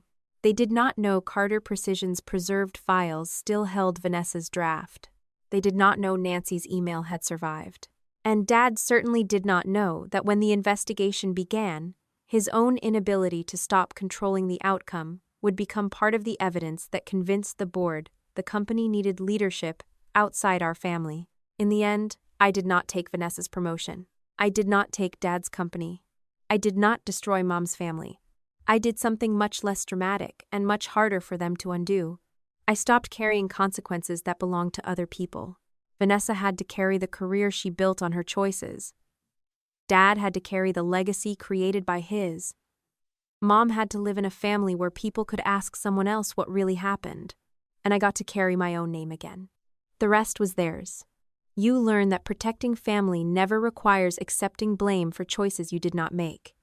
Keep records, verify facts, set boundaries, and let people face the consequences of their own decisions.